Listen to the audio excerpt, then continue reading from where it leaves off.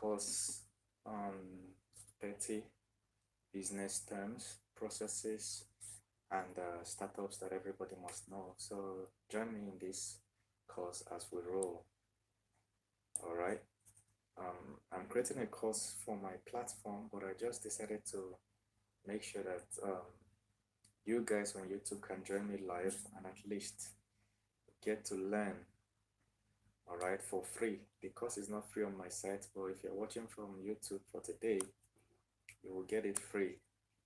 It's part of the advantages of being on my YouTube channel. So you'll bear with me. You know, it's a live online course creation. So sometimes I might sound official, sometimes because I'm recording, of course, but sometimes I will just talk to you guys on YouTube directly. But here's the thing, in the process, if you notice anything or you have any question, drop it in the comment section and I will answer it, okay? If you have any question at all, just make sure you drop it or answer. Hey, Ima Gold, good afternoon. How is Germany today? What time is it in Germany? It's about 11 a.m. here. Also, before I start, you guys have to stay on for, just give me 2 minutes. Give me 2 minutes to fix something. Okay, I need to get my laptop charger and charge it. I can see that it's low now. So if you're watching now, just hold on for 2 minutes. Let me get my laptop charger.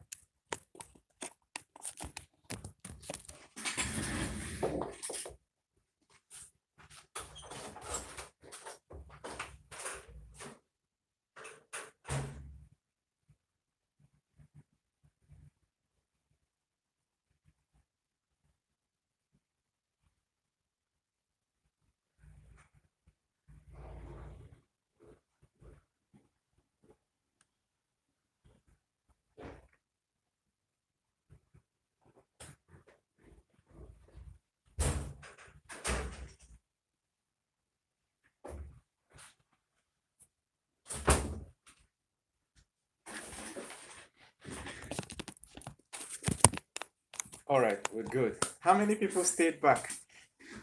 Okay, so what I'm trying to teach here is simple. It's essentially the steps from where you conceptualize the idea. How do you talk to people? How do you get a co-founder, somebody that you're supposed to run it with? How do you register the business? You know, how do you talk to investors? When investor is coming into your business, what are the key things that you are supposed to do? The negotiation between you and an investor, what does it contain? You know, if they are giving you money and they're requesting for a percentage from your business, what exactly is the percentage going to be based on what money? How do you value your business? Your current business now, let's say your YouTube channel, if somebody wants to buy it, how do you value it? You know, how do you take in more money? Okay, how much money should you take that is good? What money is good? What money is bad? What kind of persons, investor should you accept money from? You know, and then at what point do you exit the business? At what point is it good to sell off the business? Okay, if you want to sell it off, at what point do you sell it off? How much do you sell? What is the agreement process like? Okay, when you see a buyer for your business, what is supposed to be there? So that's the course I'm trying to create on my platform now. As you know, I've been creating a lot of business courses these days and it will continue. So you can always go to my platform to get resource materials. So I'm creating the course and you guys are just there on YouTube to be part of the process.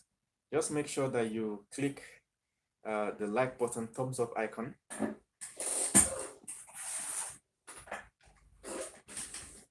If you have any question in the process, just let me know, okay?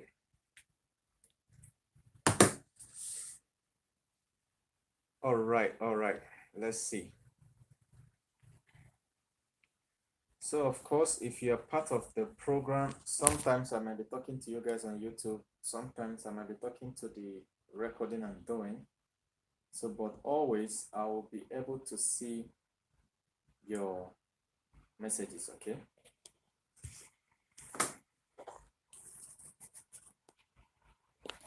good. Drop questions as we go ahead.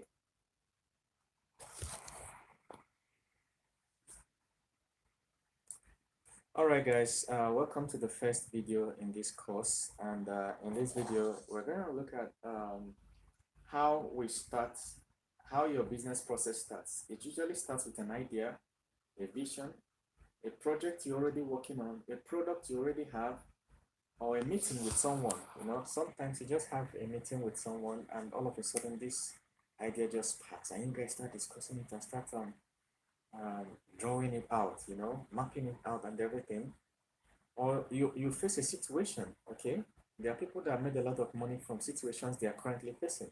Maybe you weren't aware of the situation before until you face it in life, okay? Police arrest you and you are put in prison custody, and then nobody comes to rescue you after some days before eventually people started looking for you, and then they traced you to the police station and then they rescued you, and then you're like, what if there was an app on my phone that could show me a way, that could show my friends or my family where I am or the last place I was in? Somebody built an app that if somebody is driving, there's a problem in the US that many black men are usually stopped by police, like racial profiling. They believe it's really much in the US. So sometimes you're driving, police pulls up behind you and forces you to stop. You wouldn't have time to open your phone and start recording. And the police could be coming and see you with your phone and think it's a gun. Next minute, they have shot you. So it probably happened to somebody and they came up with the idea, what if we have an app on the phone that is voice activated? So once you say something like, Siri, I'm stopped by the police. Okay, police just stopped me. Once you say it, Siri will start recording. Okay, the app will turn on the camera and start recording the conversation, voice controlled.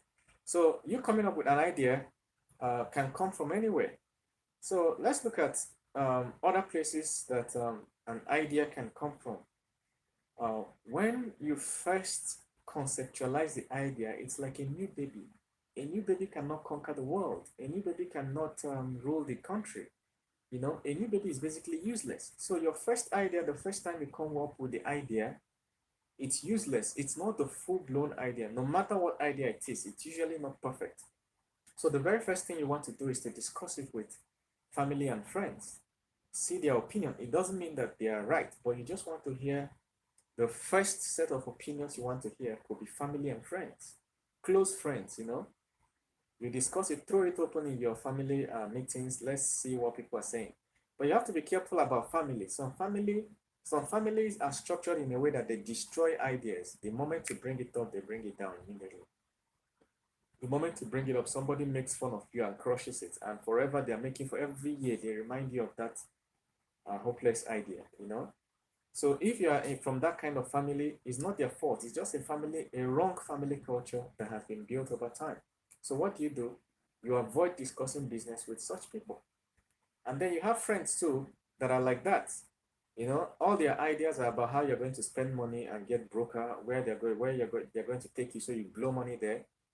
They will never be able to sit down and discuss an idea with you. But also you have other friends, they may not be that close, but once you bring an idea to them, they're excited. And they're able to poke around that idea and show you dimensions of that idea you've never thought of. Okay, so that's the kind of people to discuss your idea with. And you'll be surprised every time you take an idea to such a person, they pieces it and show you where the problems are. And it's better that an idea dies at that stage than when you have invested so much resources in it and realize that the idea is whack. All right. Every now and then, I'm a software developer. I've been a software developer for more than 10 years now. Okay, so I know a whole lot of things around software development. So every now and then, somebody comes up to me wanting to build a very unique app that they came up with this idea, and usually they will be hiding the idea. I can't tell you my idea. I can't tell you. That's wrong. When the idea is new, don't hide it. Discuss it with as many right people as possible. All right, so that the idea will be solid before you start investing resources. Don't be stingy with ideas. Let me tell you one thing. Once an idea comes into your head, that means it is the time for that idea to come into people's mind. So as it's coming into your mind, it's also coming into the mind of many people in that society. So hiding the idea is useless, okay? What you should do is go ahead with it, the implementation, all right? Get the ideas and support and whatever you need and still go ahead with the implementation. Here's one thing. If you hide the idea from now till next year, finally, when you implement it, somebody can just look at your implementation and get the idea. You get what I'm saying? And then improve on it. So if you're trying to manufacture a certain kind of product that solves a certain kind of problem and you're hiding it and you do it alone in your room, the day you take it to the market, people will look at it and copy it. So you hiding the idea a year ago doesn't really make any sense. What will stop you? What will be wrong is after discussing it, now people have the idea and you still did not push through. You get, if you do not push through, that's where you have cheated yourself, because some of the people that have the idea, after some time, their brain will synthesize it and they will try to do it too. It's just natural human nature. So once you're discussing the idea, make sure you go through with it straight. Unless you are convinced after the discussion that it's useless, then you can back down or modify it. So discuss with your family. Make sure that your family is the kind of family you can discuss with. Sometimes it's your uncle that is doing better in business. You need to discuss that with, or whoever. It doesn't matter. Then another thing you can do with idea is discuss with friends. Or maybe non-friends, just people that you know that are well experienced in the industry. Just call up somebody. Hey, somebody connected me to you. I have this idea. Can I discuss it with you? I want to know what you're going to say about it. Some will charge you, like lawyers will charge you. Once you reach out to a lawyer and say you want to ask they tell you their fee first. You have to transfer money before that. It's fine. It's better I spend that 10, 20,000 naira hearing from a professional now than when I sell 2 plots of land and invest millions in the idea to realize that it's what. So as a software developer, people will always reach out to me and say they came up with this nice idea and they want to build a group for instance, I'm giving an example. They want to build a social media app that connects students across universities together. And I'm like, is that really the unique kind? And they say, yeah, it's unique. No, there's no app like that. I'm like, what do you think Facebook is for? Facebook groups, what do you think it's for? Any app that connects people is Facebook. Look, Facebook groups will connect doctors, classmates, university students, secondary school, and so on. You understand? So discussing that idea alone, every time people bring me that idea, they are usually shocked that there is already something existing in that direction. And it saves them money going to build something that already exists and has a very strong competition. Some people are able to go back and reimagine the process. It doesn't mean the idea is bad. It just means that you need to reimagine it. So discussing with your idea with the right people is okay. Now, another thing is to travel. Travel to the region that needs the idea. Try and live their life. We know that last year, the Twitter co-founder, Jack Dorsey, wanted to come to Nigeria and stay for 4 months. If not for that coronavirus outbreak, he was scheduled to come and stay in Nigeria for 4 months. Why? Because one, he wanted to build his Twitter headquarters in Nigeria. Two, he has started making serious investments in Bitcoin. So for some reason, he wanted to come to Nigeria and get the feel of what it feels to be a Nigerian. For instance, the first thing that might shock him is irregular power supply. Before the guy will open out, they all take light. They shock out. They don't take light.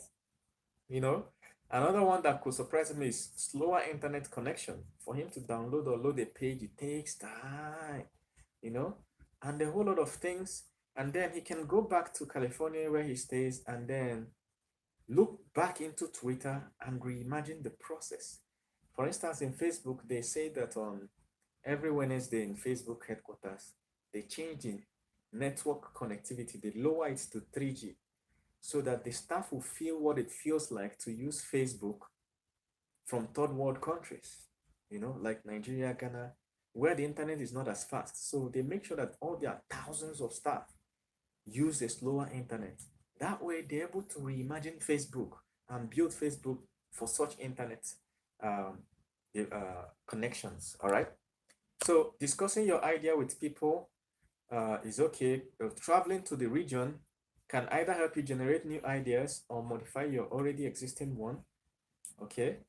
Googling around, researching on the internet. These are things you have to do at the very first stage of your business. Thank you very much. See you in the next stage where we talk about things like getting a co-founder, registering the business, and all whatnot.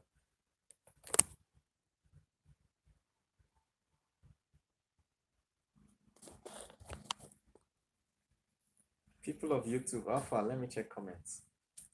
Yeah, feel free to ask any questions from YouTube. I can see some of you are watching. Click the thumbs up icon and let me know if you learned anything that made sense at all to you in the idea generation stage of the business. Let me know. Okay. Agedo Clements, how you doing? So I'm going to the next video in the series. Oh, first of all, I have to title this video. Just hold on a second. Let me title this.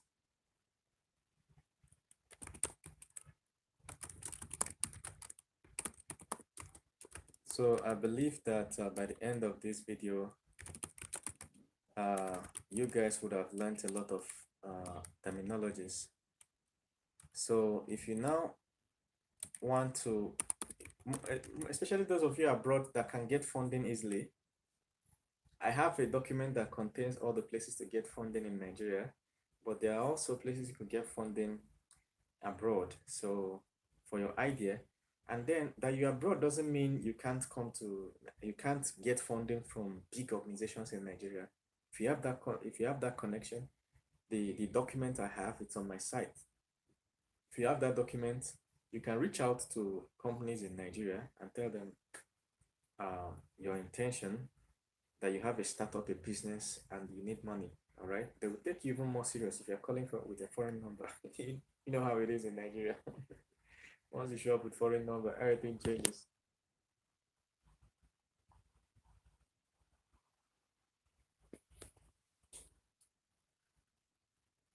All right, guys, welcome to the second video in this series. And let's say on your day 2 of starting your startup, you have met up with your co-founder. Now, one thing you need to know about co-founding a business is that most investors will invest in your business if you have a competent co-founder. All right. So if you're doing it alone, many investors will not want to put money there. When you talk to them, they ask you where your co-founder is. If you say you don't have, they force you to get one, or they recommend one for you. Many investors already have a lot of companies they have invested in. So they could quickly reach out to their network and say, we need a software developer. Let's say you're the business guy.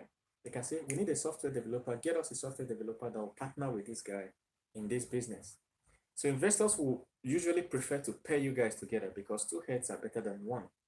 Okay, further down in the course, we'll see it, but investors will prefer to invest in businesses where the co-founders are competent. So you coming up with the idea is not enough. Make sure that you have grounded yourself in that field. That's why this kind of course is okay, because the key questions investors will ask you, I will answer it in this course. So before you can convince them that they can give you money. But if you're the kind of person, that's why it's good to do business in a field that you are fairly okay with, or before you seek funding, you kind of have done your background work. Okay, it's called due diligence. You've done your due diligence. A good example that I gave the other day is a lady that I don't know what happened to her, one of her relatives or something. I can't remember the story about that. But she got the idea in Nigeria. This lady is in Nigeria, okay? She got the idea that getting blood, okay, when people need blood in the hospital, getting blood is hard. Okay, so people that are trapped in the hospital, maybe accident victim or pregnant women or giving birth, and then they lose a lot of blood. Finding the right blood for them is hard. Sometimes the hospital doesn't have blood and they don't know which hospital has the correct blood. The blood has to match. The genotype and blood group has to match. You understand? So what she did was she came up with the idea to create an app that's just like Conga or Amazon, but it's for blood. All right. So when you get there, you see hospitals selling blood. You type in your blood group, the blood group you're looking for, genotype, and boom, it brings you hospital close to you that are selling it. You see the amount, you place an order there, pay with your ATM card while in the hospital there. Then somebody will come with a delivery bike within 1 hour and bring the blood to the hospital. You understand? So It was ingenious, it's an amazing idea. Until today, she's still making a lot of money. Like, companies are dashing her money, grants.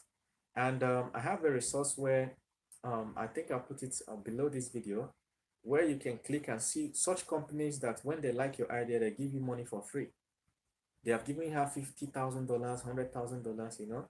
But she did not go alone. She probably has a technical co-founder, somebody that actually built the app.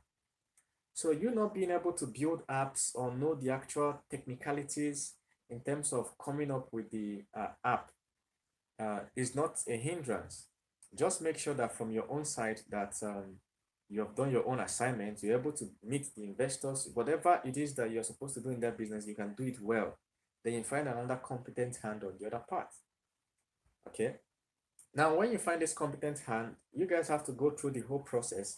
You have to create the logo, choose a name for the company. Like the one I just told you, the name is Life Bank. So if you go to Play Store now, you will see it on your phone. You'll see the app and you download it, Life Bank. Okay, so you come up with a name for your business. Now, this is where many people have problem. They start struggling with the name. And honestly, this is where many people have problem with bringing in people to their company, because this is a company. Sometimes before you start a company or startup, you have already thought about it and fantasized about it for years, and that name has become part of you. Now, bringing in somebody into that business, the business does not exist yet, though. It becomes difficult because that name is also forms your worldview. All right. So here's the thing: if you are struggling with allowing people into a business that you feel that you've conceptualized, change the name. Come up with a new name with the person right there on the desk. Join two words like Life Bank. Okay. Any phrase that represents the concept, join it. Sometimes you can even put a number. Startup 1, 2, 3, something like that. Or you just look at the time, 1644. People just put you can create a name so that you are not emotionally attached to it, because the truth is that further down the road, it might make sense to sell the business out. You could wake up one day on year 3 or year 4 of your business. We're going to see the process here, and decide to sell the business for 500 million naira or 3 billion naira, whatever. Okay, people have done it. Even in Nigeria, there's a business that just got sold for $200 million. Paystack, they started in 2015. It's 2021. Stripe came and bought them for $200 million. Now, $1 million is 500 million naira. Multiply 500 million naira by 200 million. Stripe bought them. So you could get to a point that it makes more sense that another company buys your company. So don't look at your company as part of you, because if you do that, you'll be emotionally attached and you make wrong decisions. See it as one of the products you're going to create in your life. And since it's one of the products, you can sell it at any point. You understand? At any point, you can just do away with it and sell it. All right. Once you're done with the product concept, you look at the business concept. How does this product make money? What is the process? How does money go around? Okay. How do we make profit at the end of the day? It doesn't mean you're going to make profit on day one, but you can also, but that process is what the investor wants to see. Where is the money going to come from? When the customer pays, what happens at the end of the day? What's the delivery process? How does the customer get the product? What's the feedback? A lot of things, okay? You try and go through it with your friend, and sometimes you can go into the market and do survey. But the concept is that at the end of the day, you should be able to easily make sure that it's watertight. The process is watertight. Then you can move to the next stage. See you in the next video.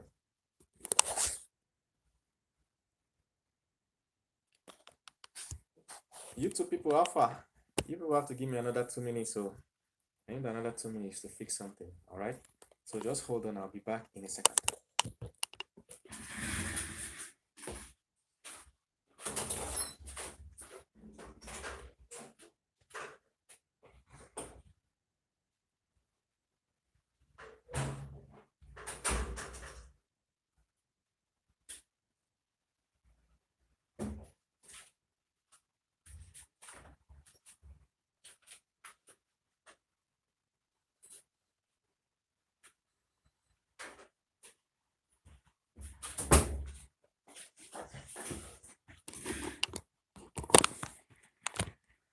All right, guys, how are we doing?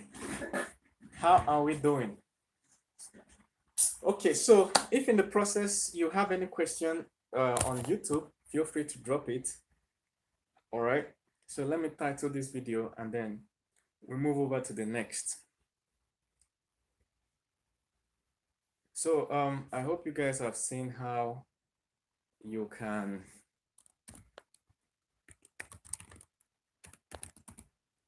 easily yeah, I hope you guys have seen how you can easily brainstorm ideas with a friend. In fact, if you have an idea now, don't keep it secret, okay? Call people, pick your phone, sit down one weekend like this, call people, talk to them. If they don't have the right idea to support what you're doing, tell them to link you up to the people that have it. But you need to talk to people a lot. In the process of talking to people, you could end up even getting a co-founder. Why YouTube they do like this? Okay. While talking to people, your idea could match, and you end up getting a co-founder.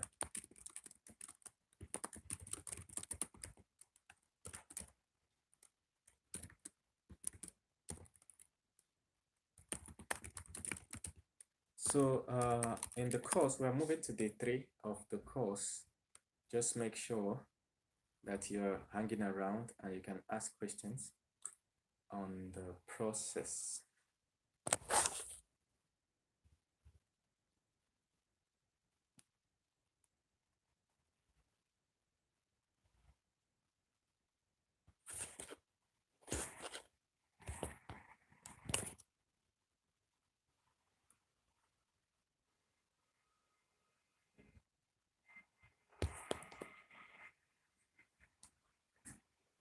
Hello guys, how are you doing? So let's look at day 4 of the process. In day 4, you do a lot of sketches, calculations, market survey and questionnaire, market research, technology and implementation decisions, cost analysis. Now, this is very important. Like I told you, it's better that the business fails at the beginning stage than at a stage where you have quit your job and committed a lot of resources. By the time you're now meeting investor says, no, no, no, no. Or some investors will invest and then in the next 2 years it fails. It's better that it fails at the beginning. All right. If you're going to change anything, it's better you change it at the beginning, because once you take investor money, it becomes difficult to change.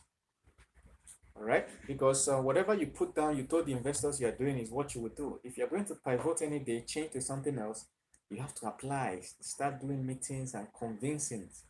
Unlike when you're running the business alone, that you could just wake up one day, change this feature, or next customer, one customer calls you and shouts on you. Next customer calls you, you have already changed your business model. You just tell the customer, we no longer do this or that. This is how we now do it.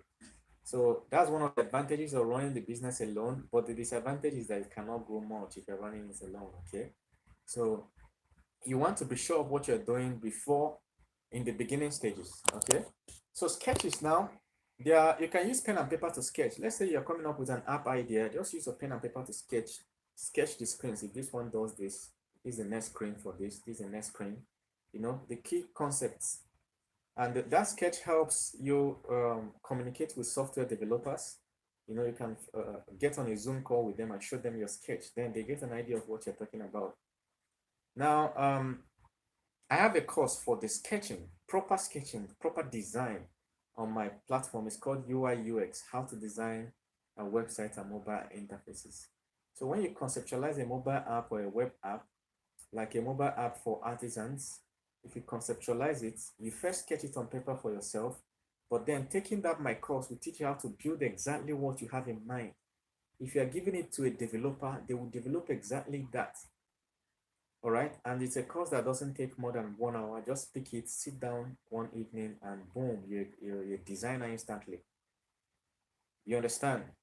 So but generally you can sketch with paper, especially when you're talking with your co-founder. Just pick a pen and sketch what you intend, because the clearer the idea, the better that both sides understand it. Now, there are some calculations you need to do on your business in terms of the cost of price of the product, the importation price, the whatever delivery, do all those calculations. Now, market survey is important. You need to talk to your users, your potential users, know what's in their mind. Now, you need to also know that sometimes when you're talking to your users, they don't give you the right answer. For instance, if you're going to the market, let's say you're trying to build a product around dating or sex, and you go to a market like in Nigeria where people are heavily religious, and you start asking them how many times they have sex per week, it will shock you. It will shock you. Nobody will agree that they have sex, except the touts that don't give a shit, man. But nobody will agree that they have sex. Most people will tell you that they have never had sex. You see a woman with 3 children, they have never had sex. What of how you give birth to your children? Oh, children, oh, immaculate conception. Because there is this bias already. There's a stigma on sex in the society. So when you're trying to do investigation, you have to be crafty. You have to be crafty about how you put the question so that you get what you want without them knowing that that's what you're looking for. Okay, so you have to be careful about that before you go to market survey and get useless answers and try to build a business around that useless answers. The business will collapse. Okay, you can look at other things like how many condoms are supplied. Instead of me checking how much sex people have in the society, I can go to condom manufacturers direct and say, what quantity of condoms do you supply to this vicinity monthly? That will tell me how much sex people are having there. But if you're going to ask people in the street, they will deny. You get, so who is now buying the condoms? So go out in the area. Sometimes it's not a physical going out. You just chat up people, you chat up people. Sometimes you create a WhatsApp group. Go to a group. There are many groups. There's almost a Facebook group for everything. So let's say you want to build a platform for helping Nigerians come abroad. These Nigerians, once you help them, they pay you a commission. Okay, nice concept. Now, how do you know? How do you do a market survey? You can't come back from abroad and start asking people in the streets here. No, you go to a Facebook group where there are Nigerian graduates or whatever and post a link to the WhatsApp group you created and tell them that I help people go abroad. Join my group. They all join your group. Before you need to have like 200 people on the group. You say some things, and then you send them a link to a survey you created. You can create a survey on Google Forms. In case you don't know Google Forms, it's forms.google.com. Forms, like to fill a form. Forms.google.com. Okay, there's Survey Monkey and a whole lot. So you ask the necessary questions there. These people will answer it. When they answer it, you can now look at the charts, the statistics. How many people say this? How many people chose that? How many people? Now that will tell you the greatest concern. Even pricing, you can say, if we create this platform, what price do you think is right for you to buy it at? You give them high price, low price, mid-range price, something like that. Or you tell them you give them an open box. They should just enter any amount they feel that is right for that. You'll be surprised at how much people will enter. Then at the end, the Google sheet will plot, the Google Forms will plot a graph telling you which people enter the most amount. Now you can see what people are more willing to pay for that. But the thing is that you're able to put that survey in a group that they are already in, that you created, and you have already provided something for them. Now, the mistake many people make is that they just come to a group and just jump in and say, please, please, please, please fill my form. Please fill my survey. Please. Many people will never click on that shit, you know what I'm saying? People will not click on it. All right. So if you have a sheet, okay, that there is a form or something that you want people to click on, provide them something interesting. Let that questionnaire be a part of the process. All right. Now, that's also part of market research, okay, where you go ask some questions. It's called due diligence. It's like when you want to marry a man or a woman, you have to go to their town, figure out things by yourself, look at their family, observe things, ask questions. There's never anything like too much questions in such a thing. You get what I'm saying? There's too little, but there's not too much. The more questions you ask, the more things that get revealed. You can ask the same question to different members of the family. You know, where is your dad? What happened to him? This one will say, he divorced with my mom. This one will say, he's dead. This one will say, my mom divorced him. This one will say, there was an issue. This, that, we never knew him. You know, by the time you get the same answer, you get different answers from different people, you can piece together what happened. Okay. So now there's technology decisions. What technology do you want? This thing you're trying to build, is it a mobile app or a web app, or is it something that doesn't need any of those two? And I can tell you as a software developer, 80% of the ideas people come up with that they think they're technology ideas, they don't need an app for it. You get what I'm saying? They don't need an app for it at all. So even that life bank that I taught you about now that somebody built in the previous video, you know you can run it without an app. You can create a Google form that people can request blood group, and then you have somebody sitting. The Google form, you can configure it to send you a notification every time somebody fills that form. You know, so now you're in your office and boom, you get a notification. You check it, it's Google form. Somebody said that I need a blood group AA with genotype, whatever, you know, and this is the address of the hospital. I need it now. You pick your phone immediately, you call the delivery agents, tell them, send them the money there, and then they go deliver to the customer. It's totally, you don't need an app for it. So if an app is the reason why you've not started your business, your idea, you're still waiting for the developers to finish it, we have to reconsider the process. Is this something you can just do with a Google form and create a simple domain for it so you can share? When people click on that domain, they see a form, they fill the form, boom, the next page. In Google form, you can show a custom message in the next page. So that custom message may be a link for them to go to Paystack and pay. So if you don't understand the things I'm doing now, that means I have to create a separate course for this process. But if you understand it, you just piece it together. Or maybe PayPal, a link to your PayPal. They fill a form, they see a link to your PayPal, they make payment. Okay, next minute you have called them, and then you've sorted out the thing. You don't need an app. So 80% of what people are building expensive apps for, I don't think they need an app for that. All right, see you in the next video. All right.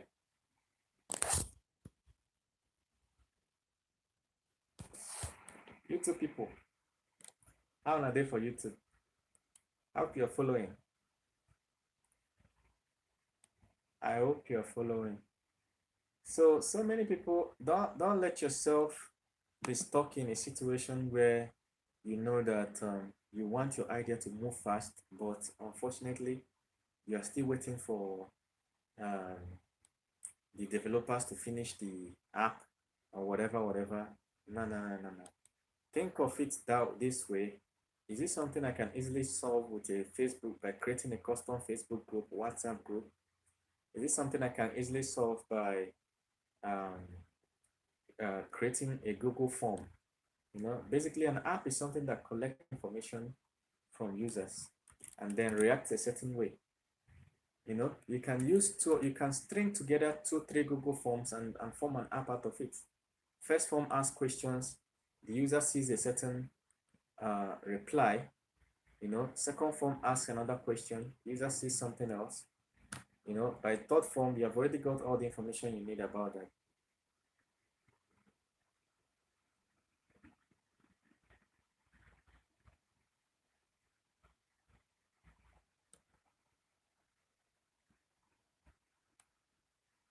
I'm seeing your comments. Oh, Clement said I'm enjoying your video. Thanks for keeping me company. This is how we create courses. So this is how we create it. Now the thing is that is later on that people will start seeing this course.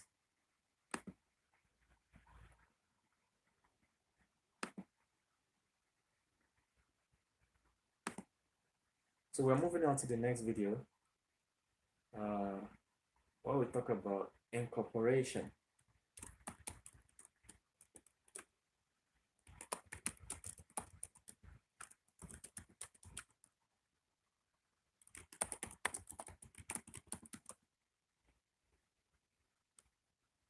We're talking about incorporation.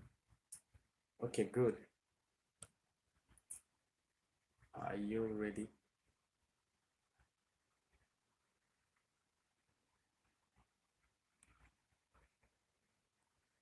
My system is having an issue. Antivirus is blocking something. So let's try continue.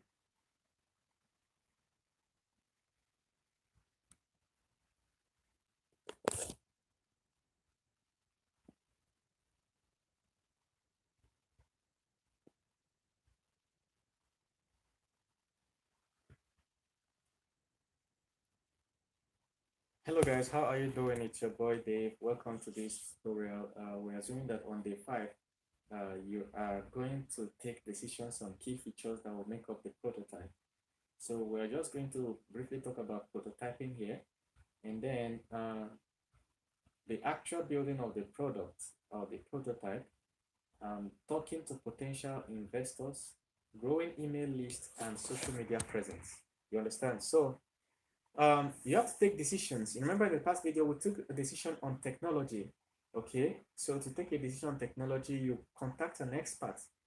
So for instance, someone like me, you consult an expert, someone like me that has more than a decade experience in software development. Okay, now you've come up with that, your idea. It's someone like me that will tell you this is a mobile app or a web app, or do it this way, do it that way, you know, because of course it may not be your area of expertise. Okay. So once that decision is taken, now let us look at what is prototyping. Prototyping is building a very small version of your product that represents the bigger one. For instance, a baby human being represents a human being, but it is baby, but it's a baby and it takes less resources. You get what I'm saying? To make a 50-year-old man, you need 50 years of hard labor, you know, every day, you know, to be able to produce a 50-year-old man that can run for presidency, you know. But also, you can have a prototype of that person. To make a baby, you just need 9 months.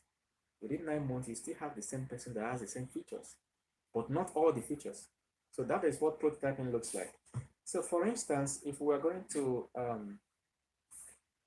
if you're going to build a car, now that's where I have a really big grudge or grouse with most Nigerians and Africans that try to build vehicles. Every now and then, like every month, there's always a video on the news that a certain smart young African talent built a car. When you look at the car, you see that it's actually a trick. You know, there's no ingenuity there. What the person simply did was take a keke or tricycle, remove the casing of the tricycle, and put another casing. That's what they usually do. You can tell by looking at the tire. If you look under and see 3 tires, you know that sometimes they may even remove it and make it 4 tires. But when you look at, you'll see that they did not change. There's no invention there. They just changed the casing. Okay, that's not a prototype. And once they do that, they start blaming the government for not supporting them. Yeah, there's that aspect. But a prototype is you find out what you want to do and say, what are the fewest number of features that I can build in a product that represents this? You understand? Fewest number of features. So if I was going to build a vehicle that moves, and I have to, I want to prove that it's possible to build a vehicle that moves, I could start with a unicycle. You know a unicycle, right? A unicycle is a bicycle that has just one wheel, and then a seat, just one wheel and a seat, and then a pedal. If you can do that, people can now start saying, oh, it is even possible for something to roll. Now you've proved the concept of a wheel. If you double it, you have a bicycle. It's a concept that an engine can be grinding and wheels will be moving somewhere. Okay, from bicycle you get to tricycle, then you get to 4 wheels. Remember, you've not started putting things like side mirror, windscreen, music CD inside the vehicle, and a whole lot of radio, you know, all those things. You've not started putting it. You're just coming at it one important key concept at a time. Now, if you look at a full-blown SUV and a unicycle, you see that a unicycle does what an SUV does. It moves people from one place to another by rotating the wheels. You understand? The only thing is that the SUV has the full features, but unicycle is a prototype. So that thing you want to do, How can you reduce it to the smallest possible three most important features? If it's a tech app, I usually advise people, what are the three most important things after user registration and login? So there's a user have to register and log in, all right? And forgot password, log out, those ones are there. Now, what are the three most important things people need to do there? You know, three most important cycles. A good example is Facebook. What do you do on Facebook? You post a message, you know. Secondly, people that are your friends will see it. How do people become your friends? They have to subscribe or follow you. So when people follow you, then they can see. Then how do people discover you? There's a discovery aspect. So once you have these three, that's it. Now Facebook has groups, Facebook has messages, Facebook has a whole lot of things. But the core things that makes Facebook is that you can make a post and your friends will see it. People can follow you to be able to see your post. You understand? What of Instagram? The core thing that makes Instagram is that you can upload a picture and change the color, put a filter. Instagram was the first app that came up with that concept. You upload a picture, you put a filter, the picture is now super nice. Okay, now for people to see that picture, they have to follow you. So there is a, if you remember the first Instagram that came out, 2011, 2012, all you will see there is that people can, there's a filter process that is, at that time, there was no other app that had it. You upload a picture, you change the colors, you know, put filter, and then people can follow you and see that, period. There was no message. The concept of message, putting people in groups, you know, like, you know, most of those things were not there. They were added later on. Even on WhatsApp, WhatsApp didn't have groups before. Groups were added and now you have status. But the first basic thing about WhatsApp is peer-to-peer conversation. Even calls, video calls, those things were not there before in WhatsApp. But one thing that was there is that I can send message to you instantly. Okay, so when you're coming up with your prototype, identify what is the key thing that people can do there. Once you identify that, you identify what are the next two important things, period. All those fancy designs and stuff, you know, they are just secondary. You get what I'm saying? So that's prototyping for you. Now, at the time you are coming up with the prototype, you need to also be talking to potential investors. Now, before I talk about investors, one of the advantages of prototyping is that at the time you're starting your business, it's possible you have less resources, one. And then two, you may have less time because the whole concept of startup is that you should be able to raise millions. People should invest millions into your business within 1 year. You know, you don't want it to drag. So, which means within the first 3 to 6 months, your prototype is ready. Now, there are investors that invest at idea stage when you've not built anything. Once you can convince them with the idea with PowerPoint slides, they will give you money. There are investors on that stage. The investors that will tell you that we're at the prototype stage. We have to see a sample of what you've done that completes a full cycle before we can start talking about money. You know, there are investors that are at the market stage. Let us see that you have already got some customers, made some transactions. We want to see your sheet. We want to see what it looks like. Okay, like I said, I have resources for this. It's on my site, and I'll try and put it in the link below so that you can just click and get to see the investors that give all this money and their phone numbers and office addresses. Okay. So at the time you are building this, remember that you have a co-founder, we are assuming. You also need to start, your co-founder needs to, if you are the technical person building it, that is the time you need to start talking to investors too. Whoever is free among you have to start reaching out to investors and giving them the idea. We're trying to build something that does X, Y, Z. You know, and further down the line, we're going to need money. So you start prepping their minds. And then they know that, okay, something every month you kind of give them an update. This is the features we have implemented. This is that. The investors can even give you suggestions, you know, based on their experience. So this is the time to start talking to investors. You've not started discussing how much they're going to put in, how much of your company they're going to take, whatever. No, just intimating them on the product. And then some investors will tell you outrightly, we're not interested. It's better you know at that stage. Some will tell you that this is the kind of things we invest in, but it must be done XYZ way. Some companies will tell you on time that, hey, you need a co-founder. If you don't have a co-founder, we can't invest. Some will tell you that that product must involve finance. People must be able to spend money within the product before we can invest. That's how we give out our own money. So whatever it is, you know it on time and incorporate that key feature into your prototype. Okay. Now there are issues where you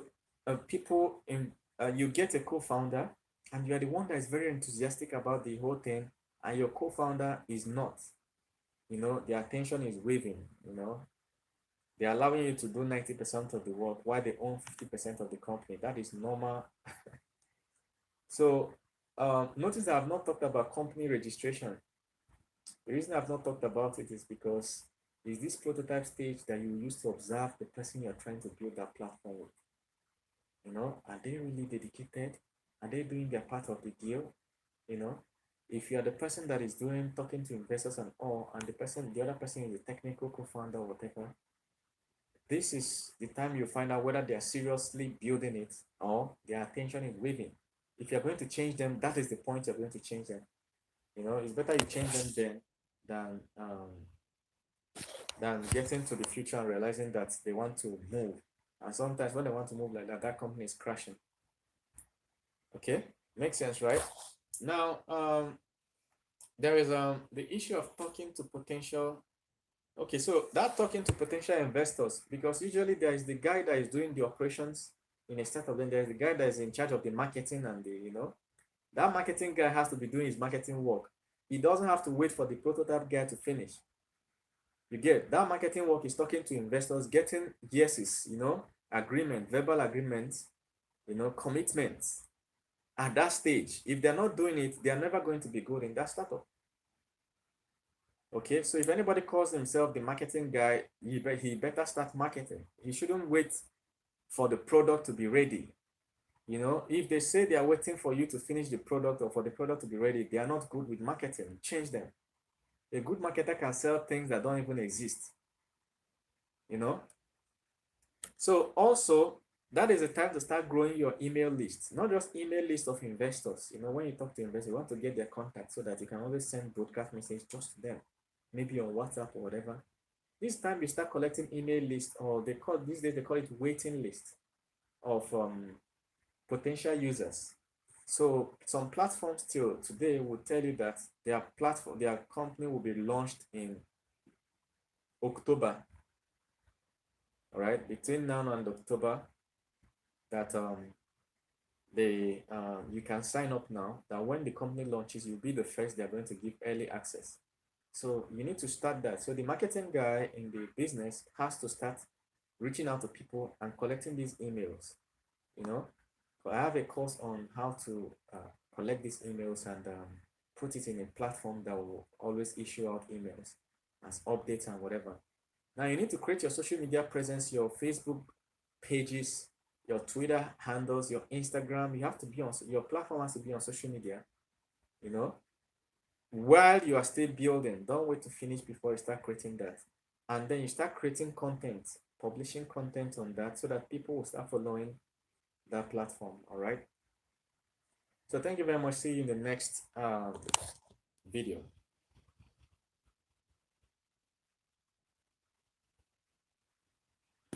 You two people, how are they? I hope you're enjoying it.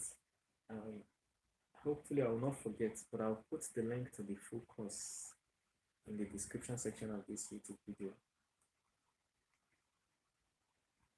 So at least now you've seen what prototyping means. Many products fail because they want to build the whole thing all together. That's how many products fail. They want to build everything inside one app before they launch. So because of that, what you realize is that it takes too long. It takes way too long to come up with the product.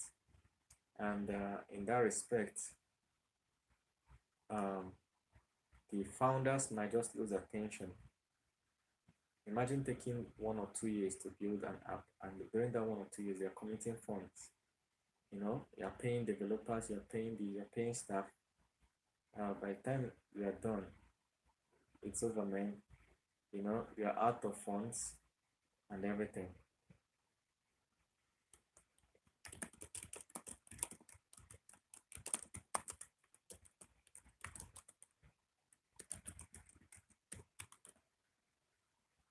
So guys, we're moving to our next video, and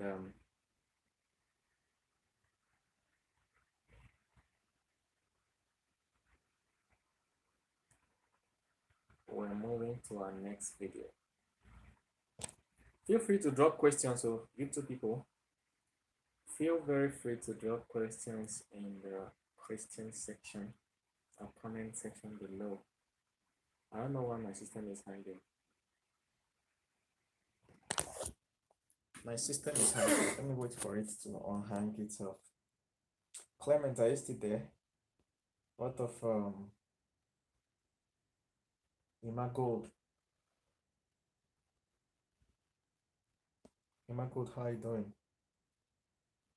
So are you guys still there? I can see some people watching. Who are there. So I'm waiting for my system to stop hanging for some weird reason. Do I even have to restart it? The system is hanging for some weird reason.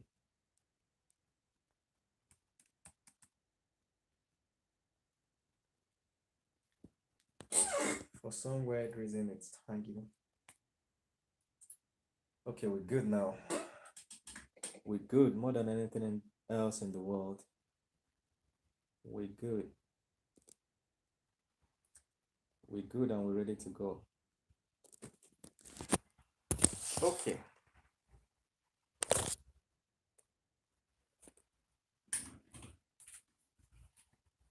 Hello guys, how are you doing?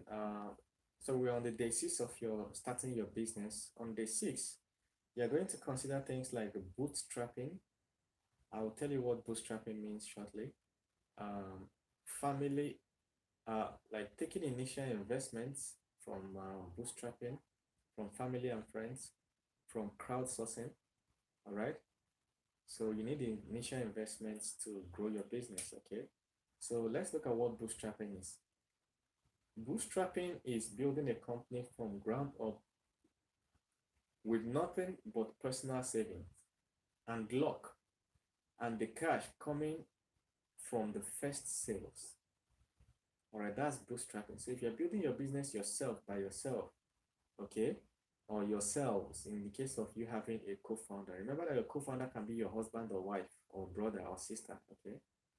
So if you're building your business and the only money that you're using to build it is coming from sales or from your savings, that you are bootstrapping, okay?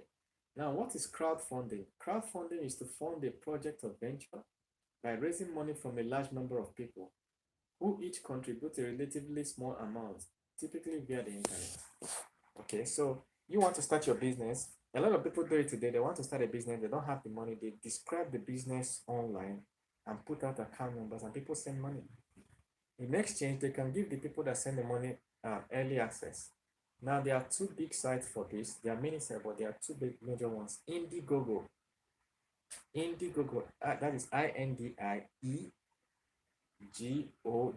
Indiegogo. Okay, I hope I got the spelling right.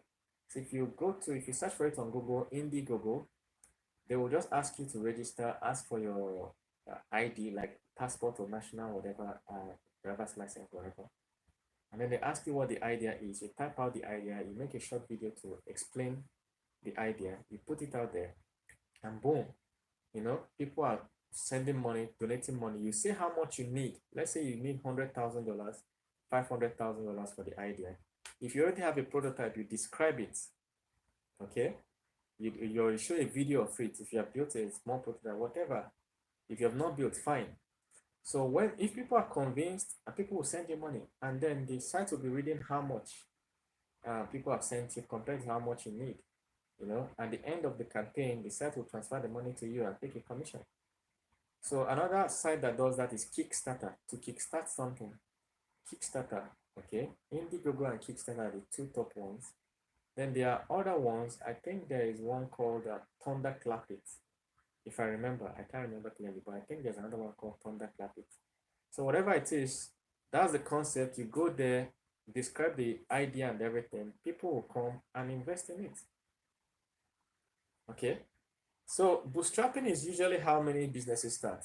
Okay. Now, but what makes the difference between a business and a startup, a small business and a startup, is that as a startup, you want to raise money within that first year. So from you struggling to get your business ready with 100K, within that year, you have raised 25 million. Somebody else has invested 25 million in the business. So because the concept of a startup is that the business has to grow fast, really fast. Within a year, your business is already worth over 100 million naira because you've taken 25 million naira investment.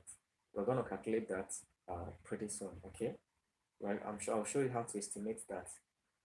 Okay, so that's the thing. So if you're running a business now and deep in your mind, you're not thinking of this business as a $1 million business, you're not ready. Just end this video and just go.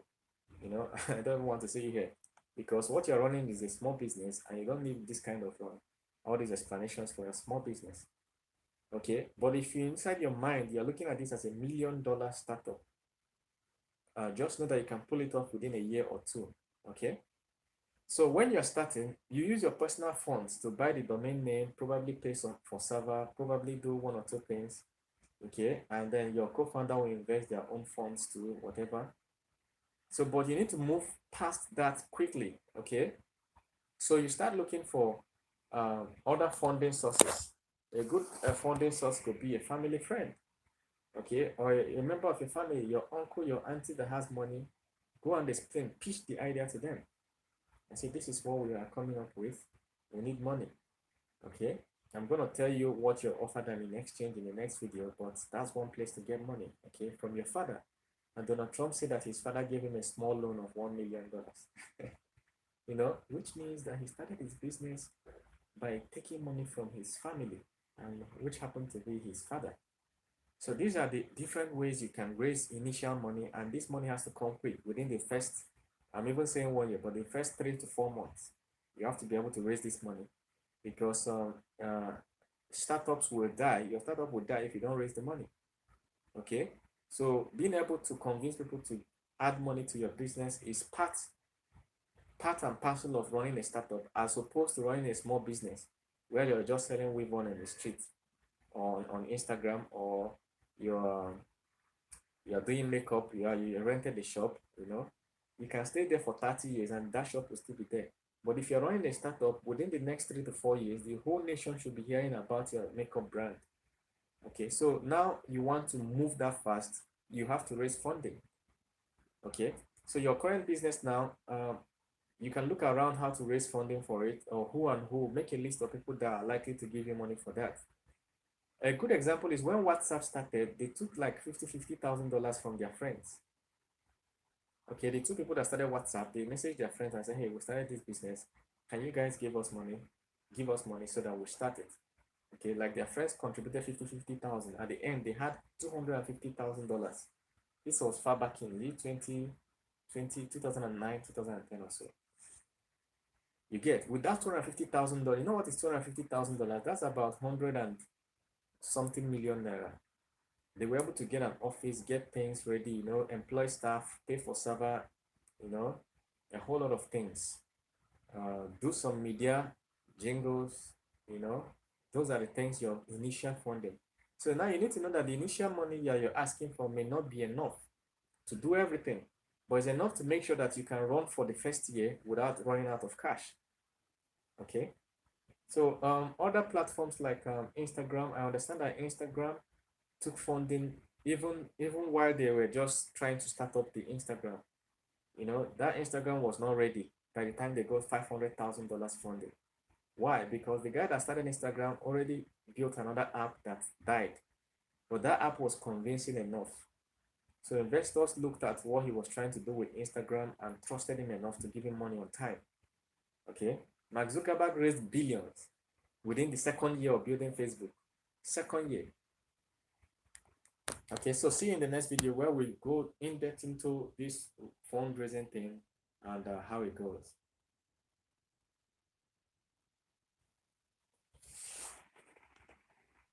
Mary Gold, how you doing?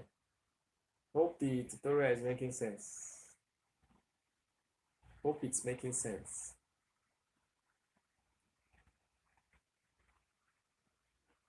So now you know where to raise funds. So make a list. Take your pen, make a list of family and friends. Even at the office, people you met at your previous office, you know that they have money, or they know somebody that has money. You know, some people, let me tell you one thing, right? Some people may not have the money, but they have rich uncles and aunties. You tell them that if you can convince your uncle to invest this money into a business, you take a percentage of the business. You don't need to be part of the business, but just by helping us get this fund. Somebody did it for Facebook. I've forgotten his name. He was the one that when Mark Zuckerberg moved to Palo Alto, this guy was the one that took Mark Zuckerberg to investors and said, hey, this is the guy that will give us money. I know this guy. This is the guy that, he took Mark Zuckerberg around, but in exchange, he got a part of the company. That's how he ended up rich, you know? So don't be stingy. Like I said, you have to emotionally detach from the company and don't be stingy about it. Anybody that helps you, you want to give them something or promise them something so that they will help you really more. Don't be stingy with it. Or God will give you a part of our company. In exchange, you help us find somebody that can give us 25 million naira. Okay, well, we don't mind giving you 2%. Okay, when you are stingy, that's when you're emotionally attached. You stay poor like that. That business will never grow.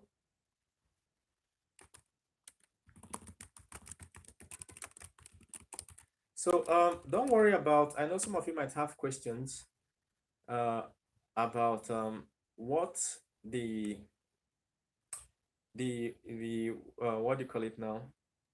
What are the terms? What do you tell the investor? How do you give them a portion of your business? What are the terms? We're gonna discuss that. So you know exactly what you are looking at. So guys, how are you doing? We're on day 8 of the business, and here we're going to talk about business incorporation. That is registering it as a business, and registration and legal fees, issuing shares. Okay. So now you need to register the business. I believe now that you have done some basic prototyping, which means to an extent you have worked with your co-founder a month or 2 or 3, and now you have gotten an idea of their business tempo, whether they are really dedicated in the business. What are the key things they have done? Are they someone you are dragging?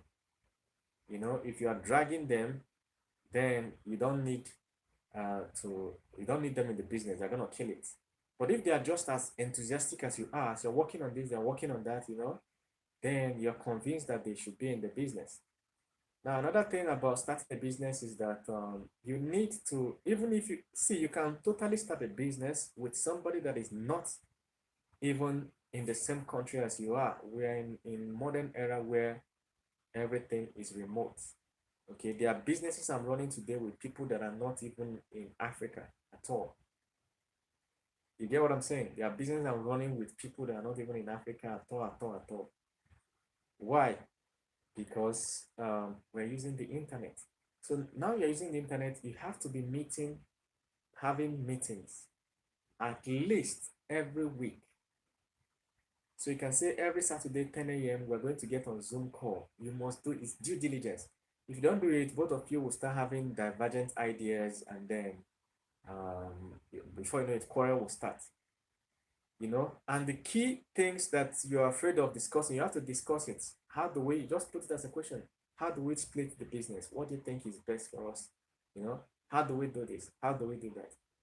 It's best that both of you are thinking in unison than when usually you don't know that there's a problem until money is about to come in. Let's say you are struggling with 100K and you are the one that has put most of the 100,000 naira. The other guy is not putting money, obviously, because he doesn't have. All of a sudden, investor is promising 100 million naira. That guy will just wise up. you know, now he wants a lion's share. That is now that he will know that he has been cleaning the office, and cleaning the office is work. So all those difficult discussions, you have to have it without quarreling and agree on it so that it's clear to everyone. So regular meetings are very, very, very essential. In fact, in some cases, if you are working with your employee on something and the employee is remote, I usually advise daily Zoom meetings every 5 p.m. Have a 5 to 10 minute video call to see what the employee has done or your employees have done. Once you don't do daily meetings with employees, forget one day they can sell your office if you're not there. All right. So the same thing with co-founders. Put your meetings at least 1 week apart. So every Saturday you analyze what you've done for the week, your next target for the next week. What are you guys going to do? What has this person done? And so on. Then the next target like that. Okay, it's a project, so you have to manage it like a project. You can't succeed building an organization if you're not a good project manager. More than anything else, with respect to wealth, you need to be able to manage people. Forget the wealth itself. The wealth is just paper, all right? And numbers on your screen. The true wealth is the people wealth, the ability to manage people and manage serious, difficult situations. There are very technical situations where somebody in your team has committed an offense. There are very technical situations. You need to be able to manage it properly. And of course, anticipate such problems and resolve it before they arise. Okay. So now registering a business involves issuing shares. Okay. First of all, you have to incorporate it and pay the legal fees. If you're in Nigeria, of course, it's Corporate Affairs Commission. That's the body in Nigeria that handles registration of businesses. And now, how do you do that? You call them. Just go to Google and type Corporate Affairs Commission office in, you put your city. So my city could be Abuja, could be Kano, they have offices in every state of Nigeria. Okay. So once you type it, you see their address, you see their phone number, you call them and then explain, hey, I'm trying to start a business with my friend. What kind of company is the right company to register with that? And we're hoping to get investors tomorrow. The person will tell you, they will tell you the proper method. Okay. You can also ask them for lawyer. If you don't have lawyer, ask them that you need a lawyer for the process. They'll connect you. They normally have lawyers waiting. They'll connect you to one of the lawyers. If you don't like that lawyer, you call the next CSC office, and get them to connect you to another lawyer. You compare their prices. You can even go there if you have the address before you. Then sometimes these days you can create a company completely online in Nigeria. I believe so. At least I saw somebody that did it. Completely online registration, everything. Okay. So now let's talk about shares. Okay. In the next video, we're going to discuss the shares. What's the sharing formula? Okay. That first person that you contacted, all right, that first person that you contacted, which is your family member that is bringing 25 million naira, what percentage of the business do they get? And what else can they contribute in the business? How do you discuss the terms? That's what we're going to see in the next video. See you. Thank you very much. So those of you abroad, it's good to register business. So, go and do the business registration. Even if it's not running stuff, do it. Because sometimes when you want to partner with other businesses, some companies might have rules that says we can't partner with a company that is less than 1 year old. You get? So you want to register business, fully register it and let it be, let it just be running. So that if there's anything you want to apply for any day, you can tell them my business is 3 years old. You get? And cost of registration of a business is not hard. Only that you have to be filing tax returns. In most companies, it's every month. In most countries. In some countries, it's every year. If you don't file it, they'll come and hold you for not paying tax. So once you're registering business in any country, pay attention to their tax laws. More important than any other thing. So, but register a business and keep, because the day you will need it is not the day you want to register it. Okay. Register business, some countries is very cheap, $25, you're done. Even you guys abroad, you can register a business in Nigeria from abroad. There are agencies that help with that. You know, just put register business in Nigeria online. You'll see people that can help you process that sharp. You just settle them and then they do everything for you.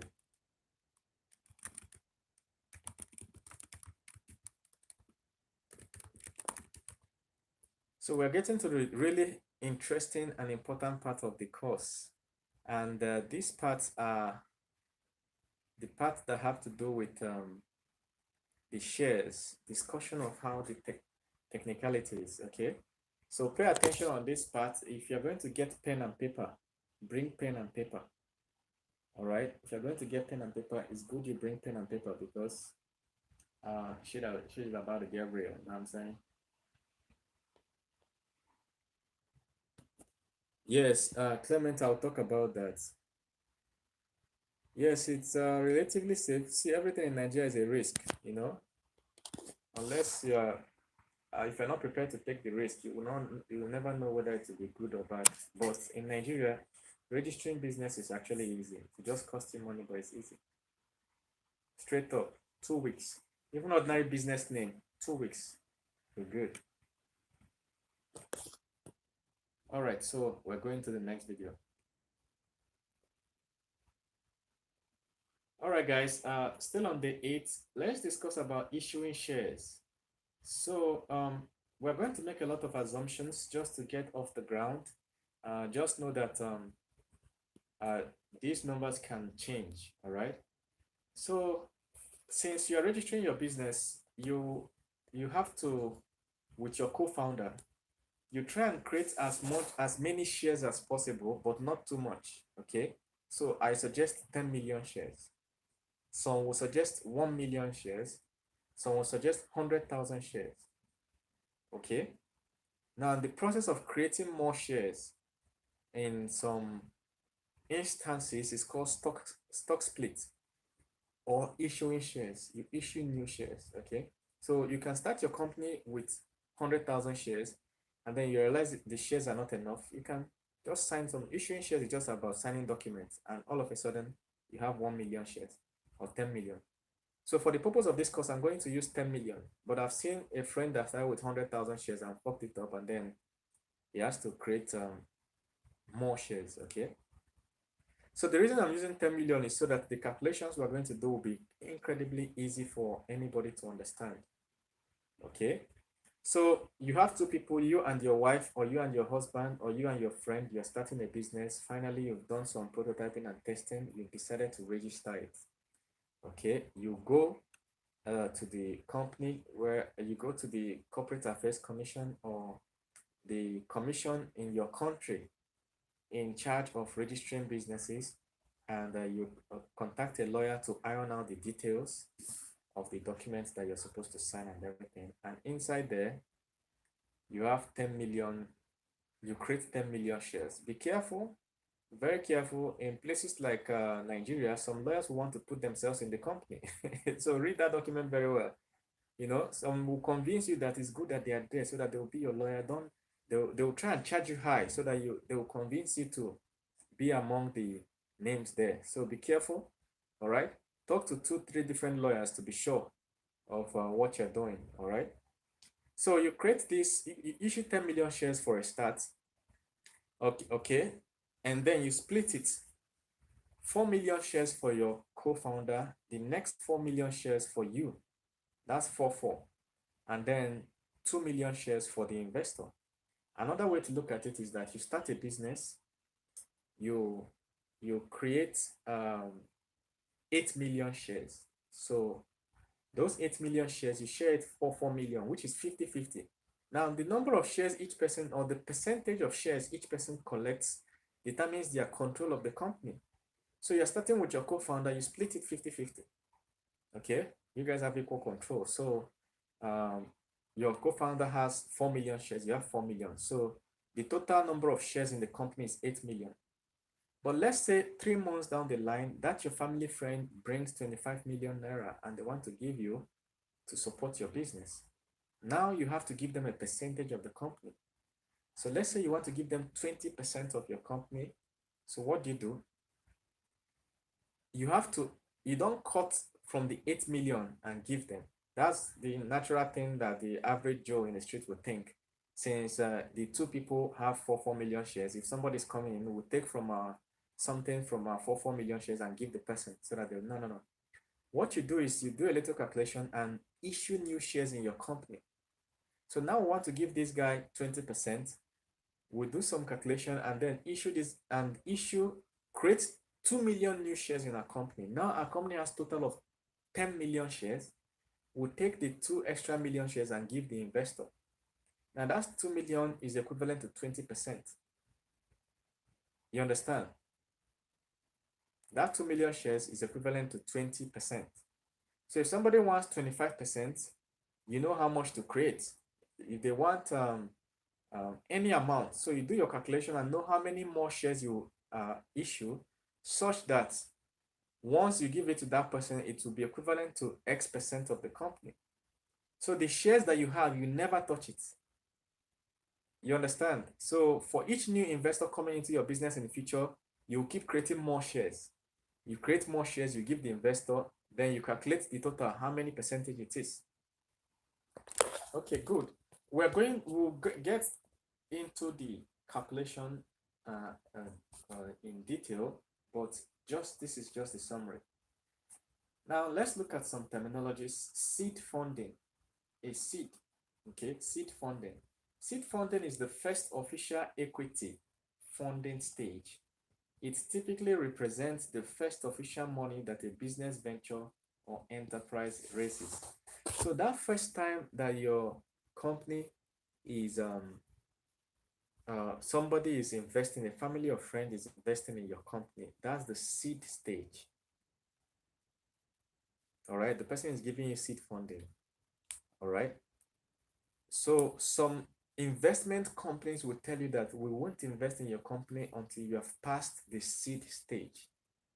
They want it to be that somebody else has already invested, taken the risk, because investing in a company that has not even started making profits, that's being run by 2 young people or whatever, is a risk, big risk. So what do? It has to be on a seed. So many companies don't want to risk that. They don't want to be the first to invest. They will tell you, go get somebody to invest. Come, then we'll give you more money. All right. So you need to know that it's easier to get family and friends to invest in your business because they would usually not know. They are usually typically not the type that does investments. Okay, they will not know the questions to ask you. They will just listen to the idea and be like, wow, it's nice, then take this money. You know, some will invest out of goodwill, like Donald Trump's father gave Donald Trump. It's not like the father had any other option. He has to support his son. Okay, some uncles will give you out of goodwill.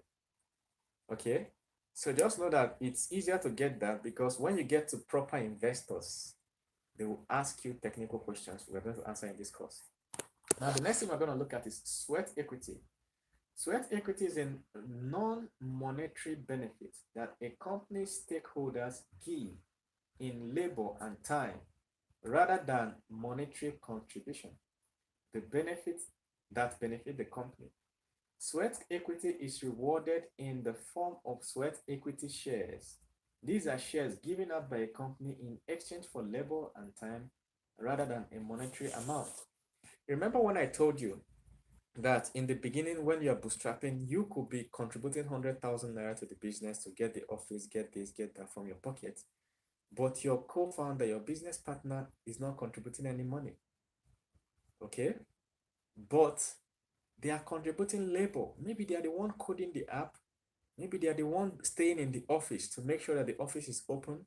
Maybe they are the one going to talk with the investors. Don't underestimate that. That is called, they are contributing something, and that thing is called sweat equity. Okay, so you have to give them shares based on that. So if you give them 50%, 30%, whatever share, based on that, it means you're giving them shares based on sweat equity. Sometimes you can convince people to do something for your startup and give them shares instead of paying them. You know, some people might be the one to arrange the office, decorate it, and furnish it. And you tell them, look, what we're building is big, all right, but we don't have money to pay you. Out of the 500,000 you're charging for this, can we pay you 50,000 and give you how many shares? We'll give you some shares in our company. You get, some people ask for 1%.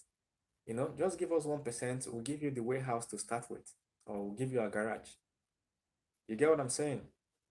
So I think somebody did it with Google. The woman that gave the Google guys her garage, I think they rewarded her with shares. And she's the one that is the CEO of YouTube today. Is a woman. Go and Google her history. When Google guys were starting in 1999, she gave them her garage to start with. So that somebody does not bring money into your business doesn't mean that they can't get a share. They can do something that worths you giving them a share or shares in the company. All right, so see you in the next video where we go into details on some of these calculations. All right.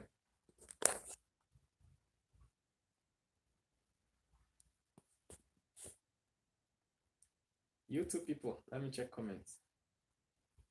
Drop comments, ask questions. That's how we roll. Ask questions. Drop comments in the comment section.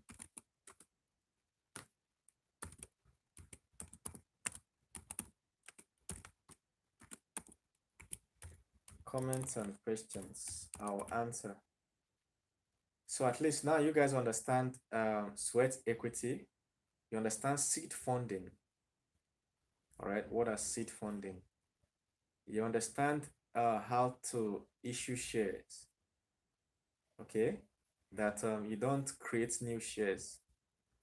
You don't cut from your share when you want to give a share to someone. You have to create new. You don't cut from the one you already have. You have to create new one in accordance with the percentage you want to give them. You understand? So let's get to the next video. More questions. Julie Wilson, how you doing? Wilson, how you doing?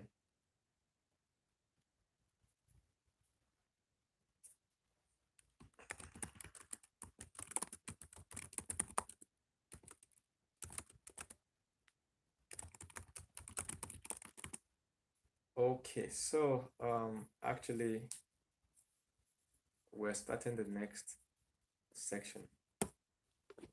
Let's see what we have here.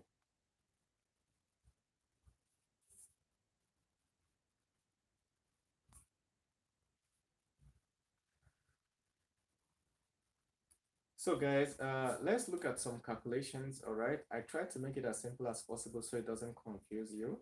Just know that you can always pause this video and get back and try to understand what's going on here. I just use very simple basic numbers. Now if you're watching from YouTube or Facebook, just make sure that you get your pen and paper so that you can figure out what we're doing. It's best to understand it once and for all now than having it confuse you when investors are talking with you. So this is valuation of your startup. You need to be able to calculate how valuable your startup is in monetary terms. So in this video, in this course, we've discussed about how a family friend invested 20 million naira into your startup for 20% of your company. So the person said, I'm giving you 20 million, you give me 20% of the company. Okay, so what then does it put the value of your company at? All right.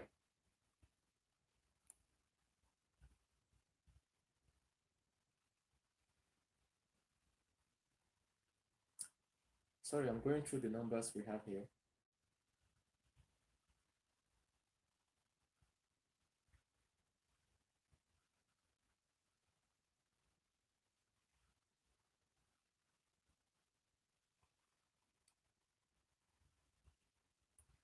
Okay, we're good.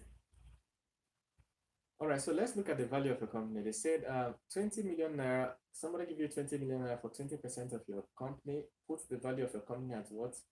So we say valuation, the formula here is the valuation, the value of your company is equal to the amount of money times 100 divided by the equity percentage the investor is bringing.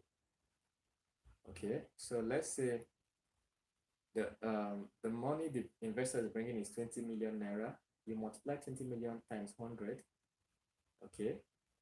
Then that's about 2 billion. You divide it by the percent, okay? The percent they're asking for. So if you're asking for 20%, you divide it by 20%. Remember that 20% is not 20, 20% is 0.2, right? So you can say 20 million times 100 divided by 0.2. So that gives you 100 million naira. So the moment somebody gives you 20 million naira for your startup, you can roughly, it's not accurate because I'll show you a better formula. You can roughly say, if this guy took 20% of my startup for 20 million naira, it means that the startup is now worth 100 million, which means that the 40% I have is worth 40 million naira. My co-founder, the 40% they have is now worth 40 million naira. So if they want to sell at that point, they will make around 40 million naira. Okay, so we're going to look at just a little further down where we look at pre-money valuation, post-money valuation, a better formula for this. But just know that you have to do the funding, the money they are bringing in times 100, okay, divided by 20%, okay, or whatever percentage you're asking for. So let's look at the 9 Series A funding. Now, the very first money you receive in your business is called seed funding. First money, whether from your father or whatever, or friend or group of friends, like WhatsApp did. WhatsApp took money from a group of friends. It's called seed funding. But after your seed funding, you raise another fund. Now, the next round you are raising, next money you are raising is called Series A funding. Okay, so let's say it's the end of the first year in your business. The 20 million naira you raised as seed fund has been exhausted in office rent, server subscription, payment of salaries, web design fee, and other running costs. You have exhausted the 20 million naira at the end of year 1. Now you need more money, otherwise the business will die. All right. So you need more funding, otherwise the business will die. This time you want to raise 500 million naira or $1 million. Remember that you initially raised 20 million naira first year. Second year, you want to raise 500 million so you can go global. All right. So we're going to look at how that is done, but let's look at some definitions. The first one is a venture capitalist. Who is a venture capitalist? A venture capitalist is an investor who works for investment firms such as well-off investors, investment banks, and any other financial institution to provide capital to firms that exhibit high growth potential in exchange for equity stake. Basically, a venture capitalist is a professional investor. They work for companies that the job of the company is to invest in other companies. You understand? So that is venture. Usually these companies are made up of billionaires. They just take money in the company and say, then they they employ professionals to start looking into which businesses to give out money to. So when I say that I have a spreadsheet that contains the numbers of these companies in Nigeria, there was somebody that attacked me and said that I want to give them connection to people that will use them for rituals or use their destiny. That's wrong. That's how these people make money. They find the businesses that are still growing, pumping a lot of money there to help them grow, give them connections, support, everything needed for them to grow. If they grow, then they cash out. We're going to see how they cash out later, but they make a lot of money from that. Just as the founder, you that started the business and your friend, all of you, everybody becomes rich. You understand? So any professional body that is into this are called venture capitalists, and there are many of them, all right? Now, apart from venture capitalists, there are angel investors. An angel investor is an individual who provides capital for a business, startup, and usually in exchange for convertible debt or ownership equity. Okay? Angel investors usually give support to startups at the initial moment and when most investors are not prepared to back them. So at that time, you are still conceptualizing the business, you are still sketching it, you are working with your co-founder. Many VCs don't want to give you money at that stage, okay, because they don't trust you, So an angel investor is somebody that can trust you at that level and give you that money. And like I said, sometimes they're usually not even professional. They have not been doing that. You are the first business they're investing in. Sometimes that's what they do. A rich man that stays in his mansion, you don't know what he does for a living. You don't know that he has a hand in every business in the city. If you need money, you come and meet him. You guys sign documents. He gives you money. He takes a small percentage. If you need connection, you come and meet him. He will connect you to his friend that needs your service, and boom, you are already serving people. The example I gave in the other course is, let's say you're running a makeup studio and you get angel investment of 25 million naira to grow it to different cities. Now, the person that gave you that investment can still give you connection. They can give you connection to the vice president of Nigeria or the wife of the vice president, you know, because they know somebody who knows her. Now, the wife of the vice president will now take you as their official makeup artist or studio, you know. So from being a mushroom a local champion, you have become world, you've gone worldwide, you know. You're now serving the people at the helm of affairs. So that will make your business brand to stand out. You know, people will now be rushing to your makeup studio and all the branches you have nationwide, and that business grows, which means that investor that invested 20 million will make a lot of money from it, and you as the owner or the co-founders will make money too. So those are angel investors. So remember, at this stage, we've raised 20 million already, and now we want to raise 500 million because our 20 million has depleted. Okay. So in the next video, we are going to look at the concepts of raising that 5 million and how to properly value our startup at that 5 million naira length. Okay. Thank you. See you. So YouTube people, how far? How you guys doing on YouTube?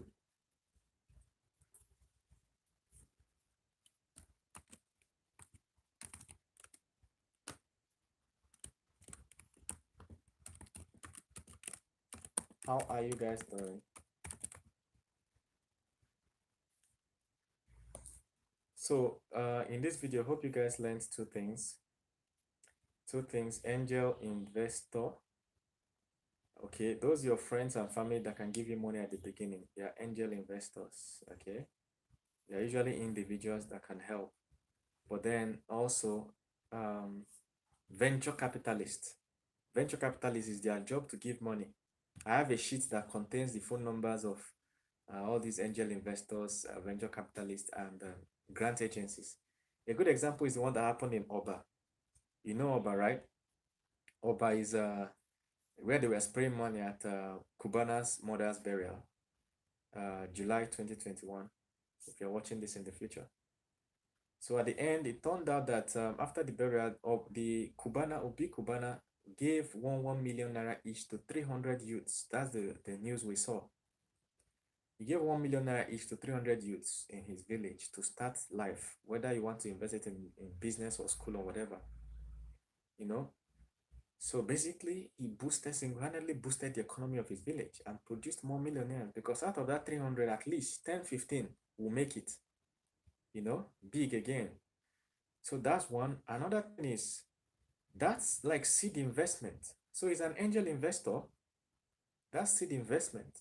But we can't call him an angel investor because he did not collect equity. It's not like he said, start a business, take this 1 million naira, give me a percentage of your business. Start a business, take 1 million naira, give me a percentage.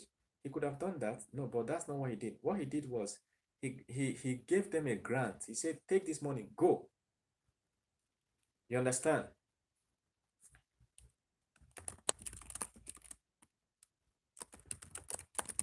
So he's a granting agency.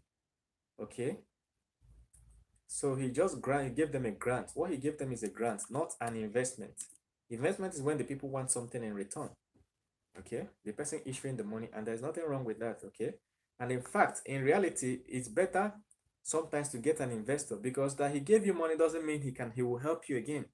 And sometimes more than that money, you need the connection. All right.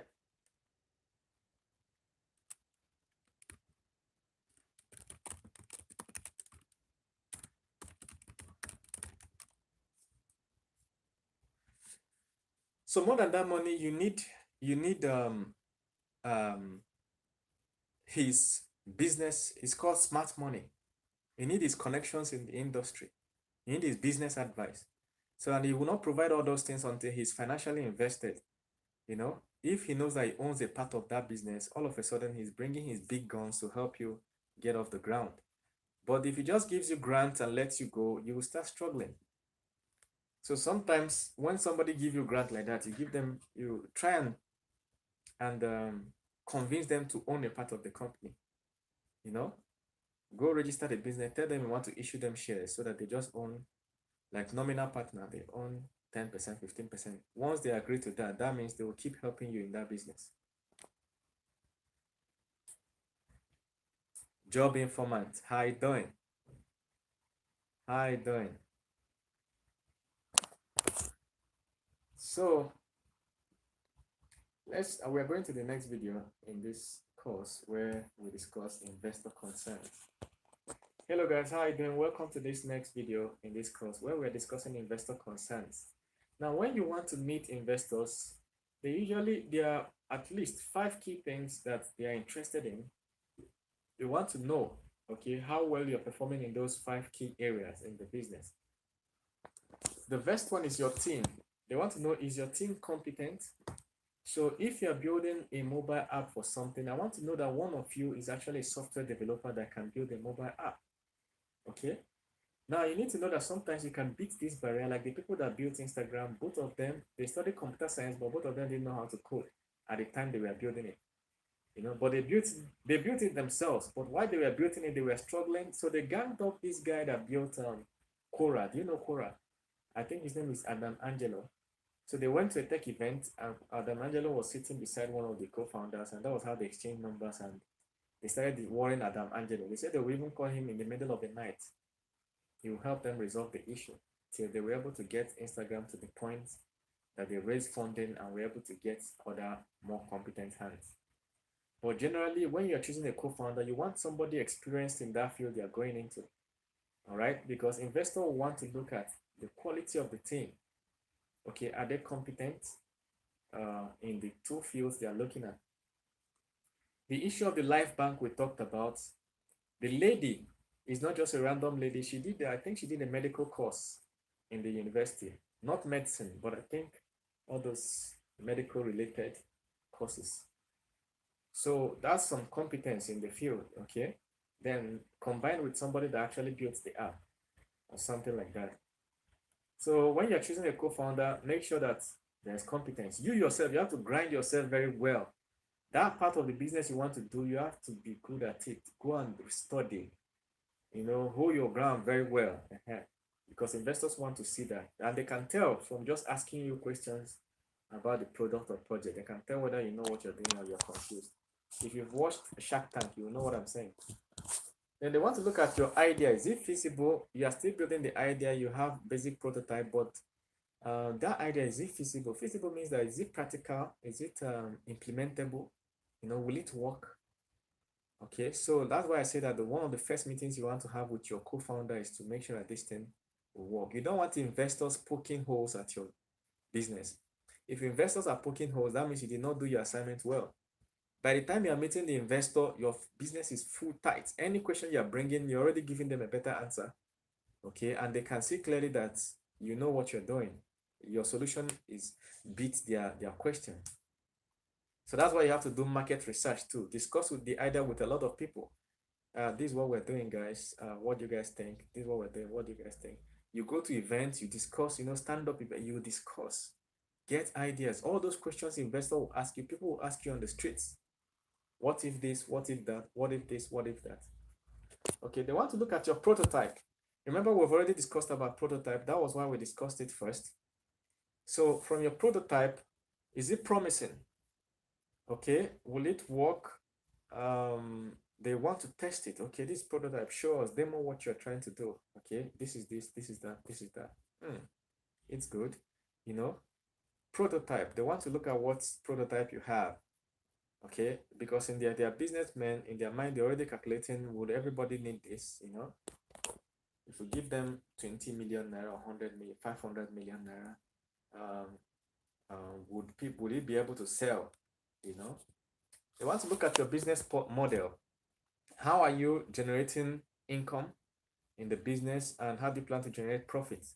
Remember that your business doesn't really have to make profit from day one at all. You understand? If it's a startup, if it's a small business, is you have to start making profit from day one. Otherwise, you run out of business. But if it's a startup, profit is not really your big concern, but the ability to make profit has to be in that business. Okay?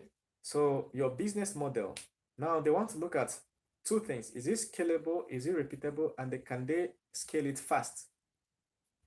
Okay, so scalability means, can you increase the output of that business without substantially increasing the input? That's scalability. Okay.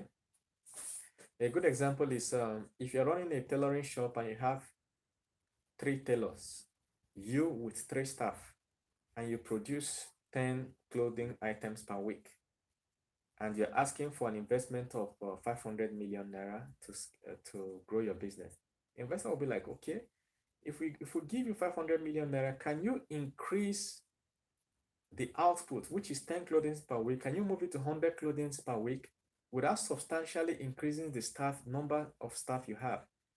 You have 3 staff members, right? Can you move from manufacturing 10 clothes per week to 100 clothes per week without substantially increasing the 3? So you can increase actually from 3 to 5 or 3 to 10, you know? But if you increase 3 to 30, no, that's not a good business. You get 3 to 30 is equivalent to 3 to 10. 30 to 100, 30 over 100 is the same thing as 3 to 10. So if you have 3 staff manufacturing 10 clothing per week and they give you 500 million, and you increase to 30 staff and you're still manufacturing 100, no. Nobody's going to give you money for that. You get? So as your output, can we blow your output without stressing the input, increasing it much more? Slight increase is okay. You understand? One of the reasons that WhatsApp grew very large and Facebook bought WhatsApp very expensive. Facebook bought WhatsApp for $19 billion. There is no business that have ever been bought for that amount ever in history. Why? Because Facebook had a staff of about 80,000 people and had about 900 million users at that time. Facebook had 900 million users with 80,000 staff. WhatsApp pulled up with 57 staff and had 300 million users. You see scalability? 57 engineers. Okay, let me not say staff, engineers. I don't know how many total their staff is, but their engineers is just 57. You know? So WhatsApp was incredibly efficient. Why were they efficient? Because they did not have admin monitoring posts of people and whatever like Facebook has. They did not have 1 million different features like Facebook. People can just chat. Probably be in a group. That's it. Anything you post in the group is your problem. Group admin will kick you out. If you send somebody rubbish, the person will block you, period. So they built WhatsApp in such a way that it didn't require so much manpower to scale. So because of that, WhatsApp was very, very efficient. Okay, so that's scalability. Can your business grow? So if back to that tailoring system, what can you do within that tailoring shop to make sure that if you take the investment of $500 million, you can manufacture 100 to 1,000 clothing without increasing your staff strength that much? One thing you can do is to introduce a machine system. Maybe design a machine, get somebody and get a design of a machine that manufactures clothes fast, not needing tailors. Once you have the material like this, insert it into the machine, cloth done ready within 20 minutes. A cloth that is supposed to take 3 days, 1 week to produce, you just insert it into the machine.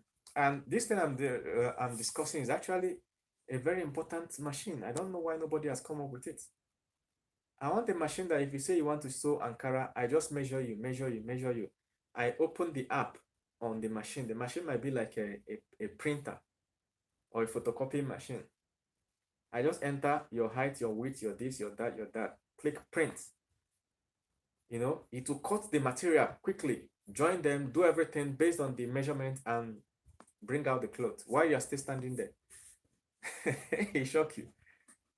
You know, it's not impossible to build.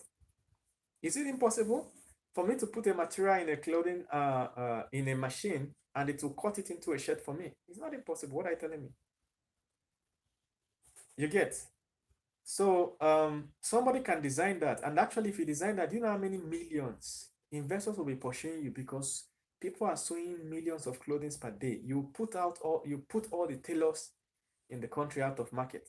If somebody can just step in with their material and in 10 minutes, their cloth is ready.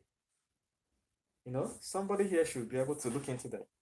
So if you propose that kind of machine to an investor, they can easily see that with 3 staff, you can manufacture thousands of clothing. That's scalability, and that's interesting, you know. That's interesting. So another thing is repeatability. Can we reproduce this in different dimensions and locations? So that machine now, can we reproduce it and put it one in each city? You get? So I just gave you an idea now.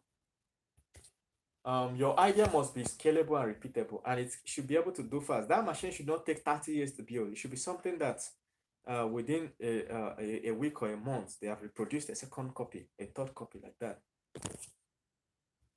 So who are your competitors? You need to know your competitors. So investors will always ask you what is the difference. So you have to study them, even if it means buying their product just to see their process. Okay, so go to the internet. Let's say you are running an education app. Go to internet and say education platforms in Nigeria. Best education platform in the world. So you know your global competitors and your local competitors. Then for each of them, you try and buy a course there. In the process of buying a course, you understand how their process goes. You know where their weak point is. It's called SWOT analysis. You know where their strengths are. What are they doing really good? Where are they not good? How is your own system better? Sometimes your system is not better, it's just in a different market. You understand? For instance, Udemy is in the US and they are selling courses. I realized that there are so many kinds of courses I cannot put on Udemy. So what did I do? I created my own platform and started putting the courses there. Okay, my platform is not significantly different from Udemy. There's nothing Udemy is doing that I'm doing differently, nothing. The only thing is that I'm able to sell in Naira. People don't have to go to the bank and get Visa card and fund it with US dollars before they can buy. No, no, no. You know, even bank transfer. People that don't even have a ATM card can buy course from me. You know, just go to my site, bank transfer. Then I can speak in normal Nigerian English. Look at the English I'm using to teach. I will not be forming accent. You know, I'm not responding like, go UK. You know, you pay for my cows. I'm in the UK. You know, I don't do that because what? I'm serving an audience that Udemy is not able to reach and penetrate well. So sometimes you don't need a brand new idea or anything. Just take one that is already working, take it to a market, a virgin market. Okay. All right. So those are the key things investors want to know from you. Make sure that your startup or your business has answered these questions and is ready. All right. See you in the next video. We still have calculation coming up. All right, but it will be a simple one.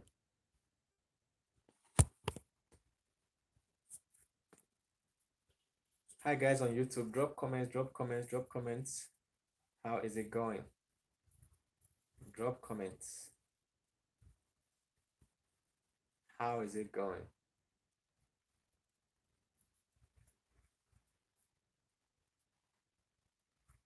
More comments. Hope you're enjoying the course though. I hope you are enjoying the course.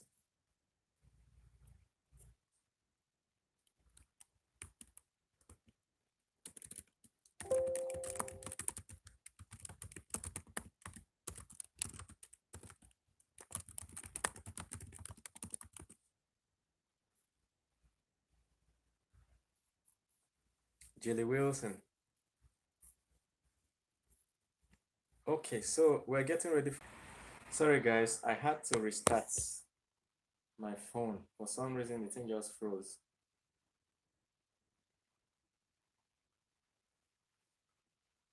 All right, we have come to the most important part of this course, and that is, or one of the most important parts of this course, and that is pre-money versus post-money valuation. All right, when an investor wants to invest in your company, wants to know how valuable it is, so they will usually ask you, what is your pre-money valuation?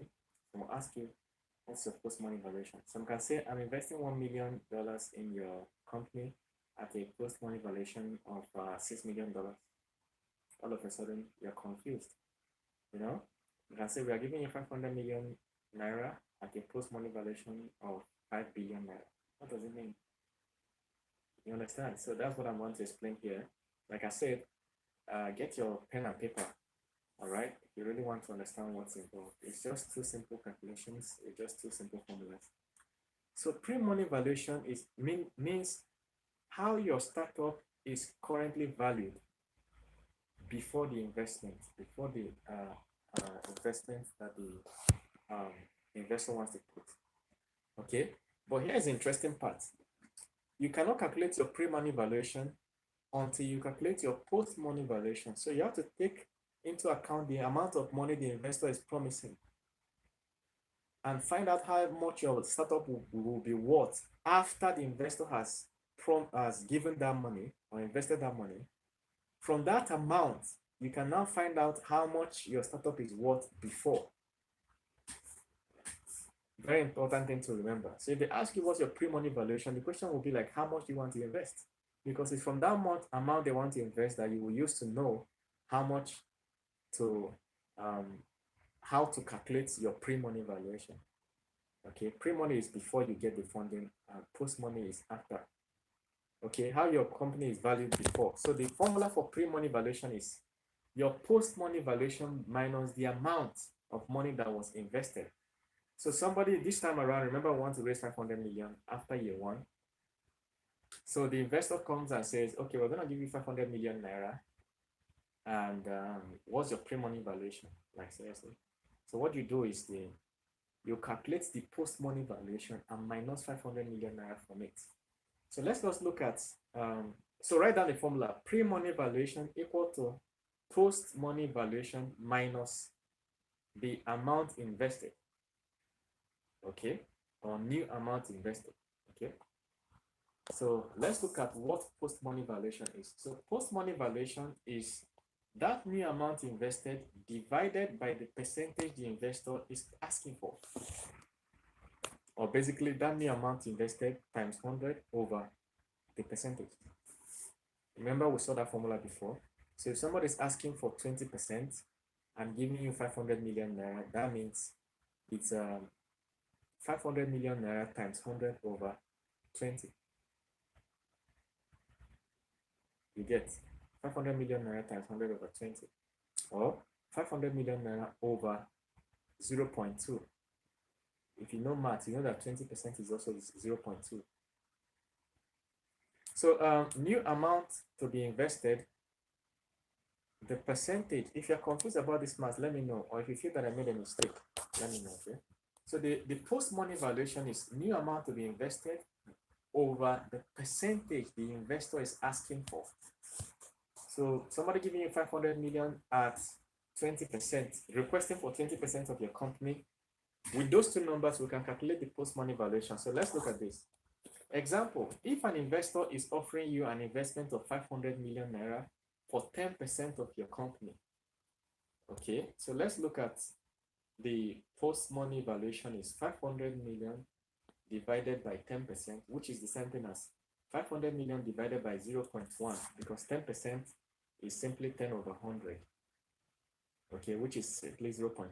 So 500 million naira investment divided by 0.1, that gives you 5 billion naira. Okay, that gives you 5 billion naira. Okay, so remember that another way to do it is 500 million naira times 100 divided by 10. Okay, instead of putting decimals, if you're not comfortable with decimals, you can say the amount the person is bringing, whatever amount, multiplied by 100, divided by the number of the percent. So if the person is asking for, oh, I'm giving you 500 million naira for 10% of your company. In your head, you do 500 million times 100 divided by 10. That's 5 billion naira. Okay. That means the post-money valuation of your company is 5 billion. The moment somebody promises you a certain amount for a certain percentage, you can quickly calculate the post-money valuation. So for a company, if somebody is bringing 500 million and asking for 10%, that means they want the post-money valuation to be 5 billion naira. And how do we now calculate the pre-money valuation? The way we calculate the pre-money valuation is that post-money valuation minus the amount of money the person invested. Okay, so our pre-money valuation is 5 billion naira minus 500 million naira, which is 4.5 billion naira. That's pre-money valuation. Post-money valuation 5 billion. Pre-money valuation 4.5 billion naira. Makes sense? Isn't that simple? So let me run through it again quickly. Pre-money valuation is simply post-money valuation minus the amount invested. That's pre-money valuation.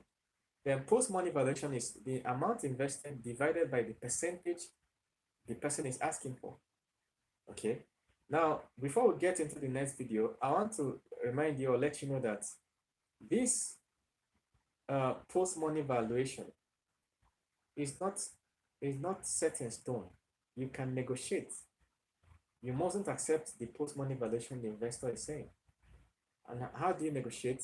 You negotiate with the percentage they're asking for. So if you tell me now as an investor, I'll give you 500 million naira and take 10% of your company, I'll be like, no. You take 7%. Give me that 500 million, but take 7%.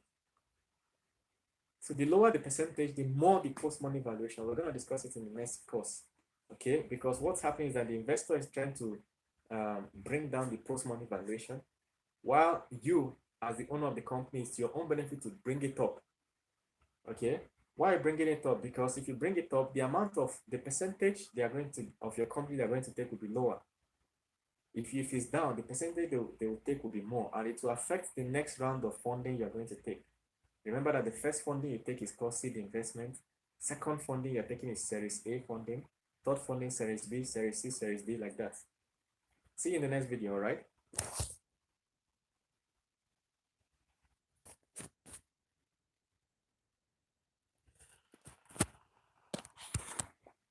Facebook people, how is it going?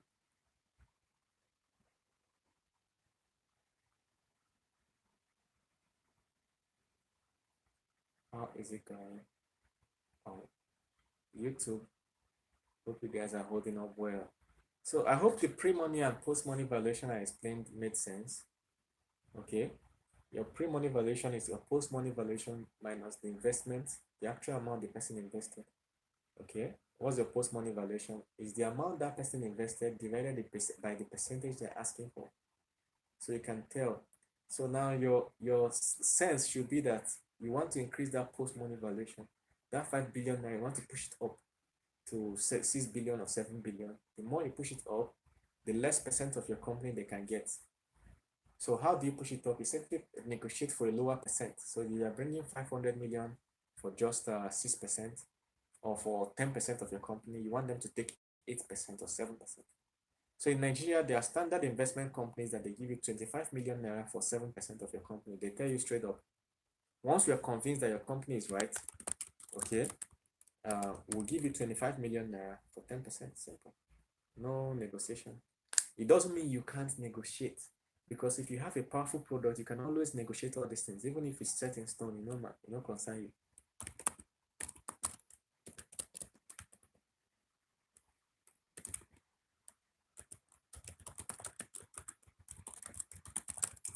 So the core thing is that your ability to negotiate is heavily dependent on which stage in your startup you are in. If you're still on the idea stage, you may not be able to negotiate anything. You get what I'm saying? You're still on that idea stage, that negotiation may not work. Okay? Your ability to negotiate is lower. If you are on the let's say, if you're on the prototype stage, your ability to negotiate is a little higher. If you're at the market stage, you have already gone to the market, you have customers, it's much higher. If you're already profitable and you want to the The reason you are trying to raise funds is to expand. You're already making profits, you are well okay, you are very fine. But the reason you're trying to raise more money is to expand into new markets. You know, your ability to negotiate will be much more powerful at that stage. Okay, which means you can ask for more money and give them smaller percentage. Remember that for each series of rounding, your startup becomes more valuable, which means that people will pay you more money for smaller percent. Like the first time the business started, somebody paid you 25 million for 20 million naira for 20%. Now, the next time the business is raising a funding, somebody's paying you 500 million naira for just 10%. The next person that will bring billions will pay for 5% like that, because your company is becoming more valuable. All right. So let's look at.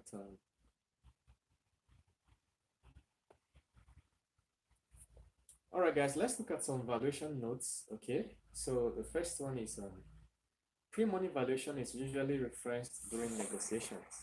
So when you're negotiating with investors, the key thing they are looking at is your pre-money valuation. Okay. Post-money, not really. Okay, but remember it's post-money you want to push up. Okay. But pre-money valuation is simply you calculate the post-money minus the amount they are trying to invest. Okay, you get the pre-money valuation. That's the valuation you are referencing in documents and everything and discussions.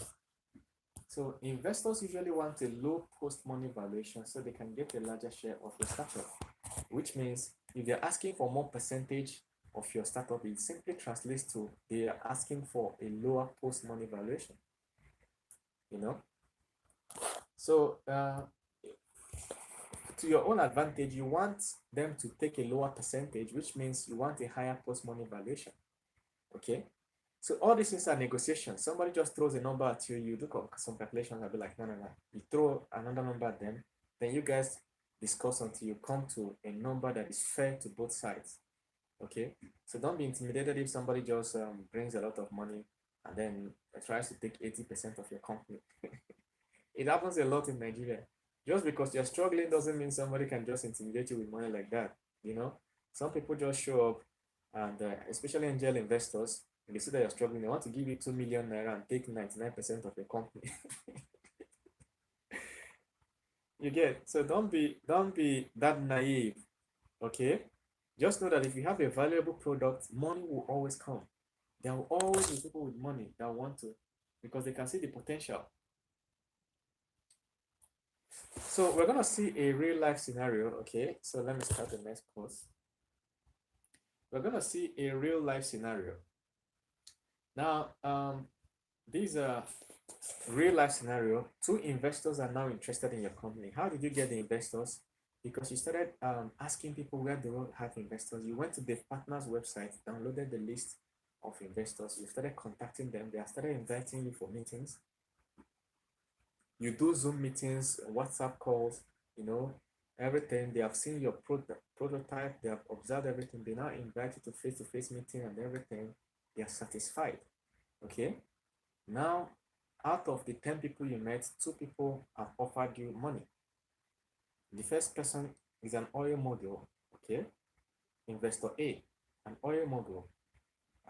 Remember I told you in the beginning, you don't just accept money from anybody. You need to check the background of the person to know whether it will benefit you. In another course, I covered what is called smart money. Okay. So the oil mogul offers you $1 million, which is, I want to use dollars here because we've been using naira. Okay, but just know that $1 million is the same thing as that 500 million naira we're talking about. Okay. So this oil mogul offers you $1 million for a post-money valuation of $6 million. So the investor simply tells you by word of mouth, we give you $1 million for a post-money valuation of $6 million. That's how they put it. So basically the question here is, what percent of your company are they asking for? Okay, that is 16% of your company. 1 million is 16% of 6 million. So somebody says, I'm giving you 1 million for a post-money valuation of 6 million. That means 1 million is 16% of 6 million. Okay, so they're asking to take 16% of your company. Remember what I told you in the previous slide? Your first point of negotiation would be to bring that 16% down. If you can bring it to 10% or 12%, you have tried, or even 7%. If you watched Shark Tank, you see them try crashing percentage from all the way from 40% down to 15, just by word of mouth negotiation. Okay, so let's say there's a second investor that offers something else. This second investor offers you. This second investor is into fashion. Remember that you're running what do you call it now? A tailoring shop with 3 staff. We're assuming that's a business, okay? Now, this second investor is a fashion model like Yomi Casual or whatever. They are rich in the fashion industry, and they offer you $500,000. That's about 250 million naira each. They offer you $500,000 for a post-money valuation of $5 million. That simply means they are asking for 10% of your company, because $500,000 is 10% of $5 million. Okay. So now in the full course, if you're watching from YouTube or Facebook, in the full course, you'll see that I've added another video where I was on a board with a marker and calculated this thing. So if you don't know how to convert a number to percent, that's basic math, but you can use Google. You can search for it on Google. Okay, what percent of $6 million is $1 million? Or you can just forget the dollars. Just type what percent of 6 million is 1 million. If you type it, Google is going to calculate it for you. Then there are online where you have a website. Just type percentage calculator. If you type online percentage calculator on Google, you'll see websites where you can just enter the 2 numbers and it will give you the percentage. Okay, so if somebody is offering you X for a post-money valuation of Y, just find the percentage. That's how you know the amount of the percentage of your company they are asking for. So now let's look at the definition. Smart money. Smart money is money invested by people with expert knowledge in that field. So now you can see that we have 2 investors, Investor A and Oil Mogul. Investor A does not have expert knowledge in tailoring or fashion. They have money, quite all right, more money, but they don't have expert knowledge. Okay, but Investor B has lesser money, $500,000. Okay, wants a fairly better post-money valuation, but they also have something else that Investor A doesn't have. That's smart money. They have experience in the fashion industry. They are the ones that will connect you to different fashion opportunities that will make that business succeed. Now, but you also need the money of Investor A. You need more money. Okay, so what would be a hypothetical scenario here? You discuss with your co-founder and you guys decide to accept the 2 of them at the same time. Okay, for different reasons. One, Investor A, because they are bringing more money to the table. All right. Investor B, because they have connections. Less money, but more connections. So 10% of your company is what Investor B would take. Investor A will take 16%. If you add 2 of them, you have about 25%. Okay, roughly 25% of your company. Okay, so now remember, initially, let's run through the whole thing. Initially, you had 40%. You and your co-founder had 40% each of the company, and you gave out 20% to the first investor that brought 25 million naira. Now 2 investors are bringing out roughly 750,000 naira, and you're issuing the 2 of them another 25%. All right, so let's look at what it is. Now, shares dilution. The more you issue new shares, for each investor coming in, you have to create extra shares to the percentage that they're asking for. Okay, and then issue them. You don't touch the shares you already have. So each time you create extra new shares, the value of your own share reduces. So if we create extra 25% shares now and give the 2 new investors, we no longer, the shares we have, the 4 million shares I have as the co-founder, is no longer worth 40%. It's now worth much less, maybe somewhere around 30% or so. You understand? So the other guy that is his 2 million shares used to worth, the first investor, his 2 million shares used to worth 20%. Now we've created extra shares. His 2 million shares will no longer be worth 20%, maybe somewhere around 15 to drop to. So the more you issue shares, the more the shares dilute. Okay? So you need to know where this thing was done in reality. When Mark Zuckerberg had built his Facebook, he had a friend called Eduardo Savarin. Eduardo Savarin was the first person that gave Mark Zuckerberg $19,000 to buy Sava. He was the first angel investor. Now, this Savarin was also a schoolmate of Mark Zuckerberg. Both of them were in 100 level. I don't think they were in the same department, but they were in 100 level. Mark Zuckerberg was building Facebook. He needed money. Eduardo Savarin's father was a top Mexican lord, maybe a cartel, sir, you know, all those El Chapo things, sort of. Okay, so Eduardo had connections. So he simply reached out to his father, and the father sent money. Okay, I don't know whether it's Mexico about his father, but I know his father is some rich dude somewhere. So his father just forwarded money to Eduardo. Eduardo used that money as investment into Facebook. Okay, in exchange, Mark Zuckerberg gave him his shares, and that shares worth a lot of percent. I don't know whether it's like 4% or so, like a large, or 20%, either 20 or 30%. It was a lot, you know. So because at that time that money was really huge for Mark Zuckerberg, but within 2 years, Mark Zuckerberg has raised billions of dollars. So that $19,000 was no longer worth anything. So, but at the same time, the Eduardo Savarin was quarreling with Mark Zuckerberg.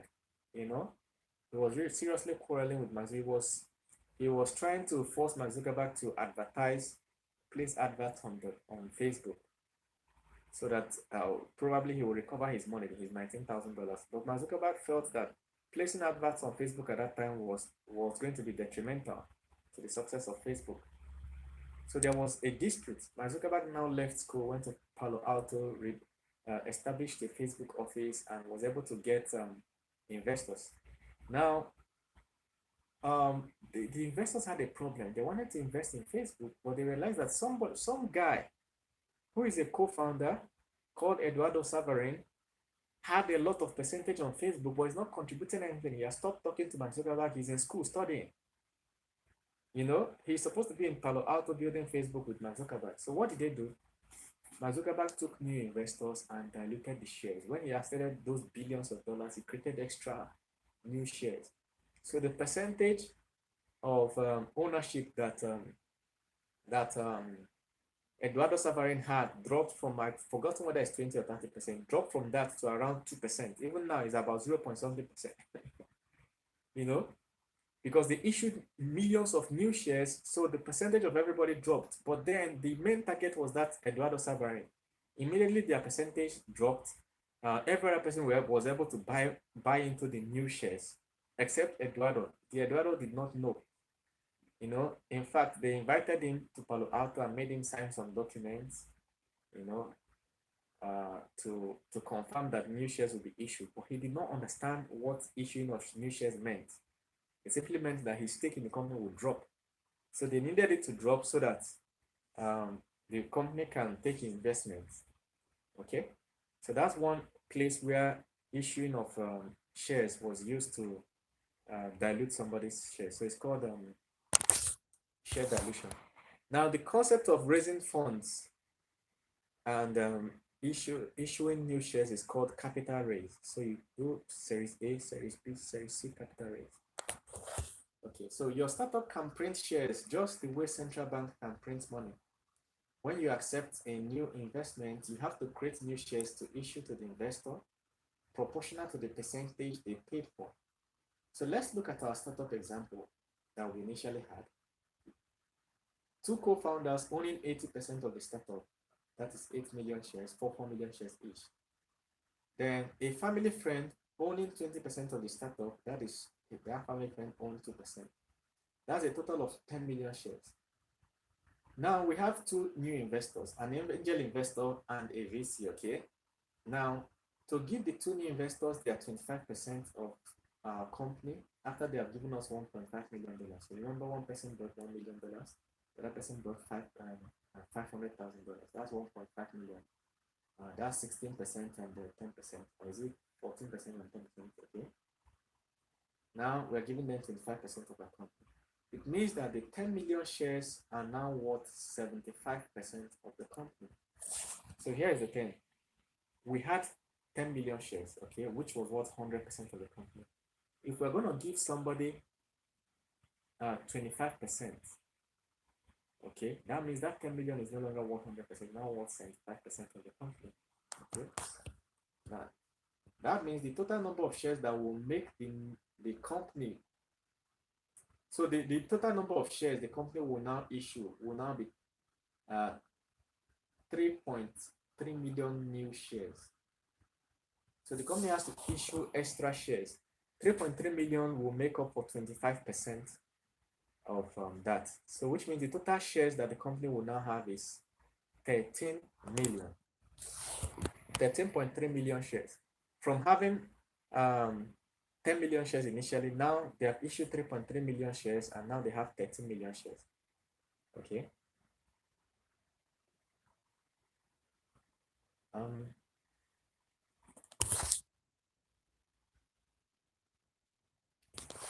I need to be sure that my calculations are correct. The formula is correct, but the calculation. Hold on, guys. Let me just verify what I'm doing. Yeah, the numbers are very correct. Okay. So if you have 100% of something and you want to issue extra 25, that means that you now have sense. That thing that was 100% before is now 25%. Okay. So we issued extra 13.3 million shares and then we gave it to our new investors. Okay.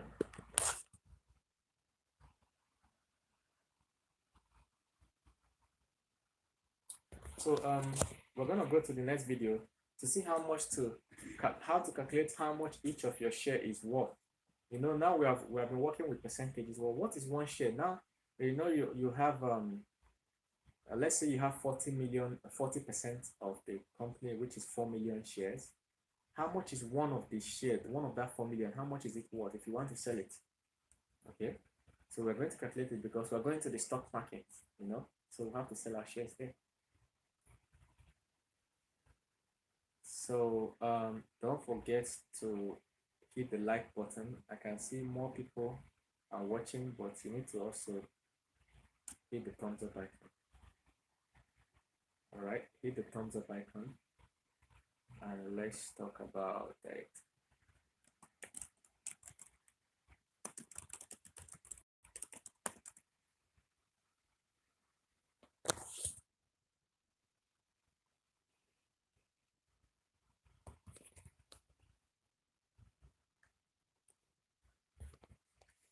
I hope you are hitting. Yeah.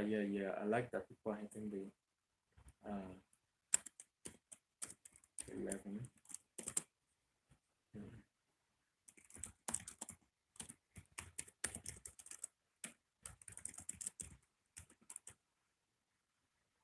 Capital.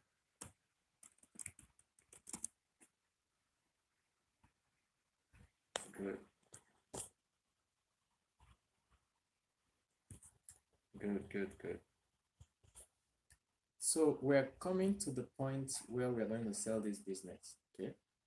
So here we're just calculating how much each share is worth.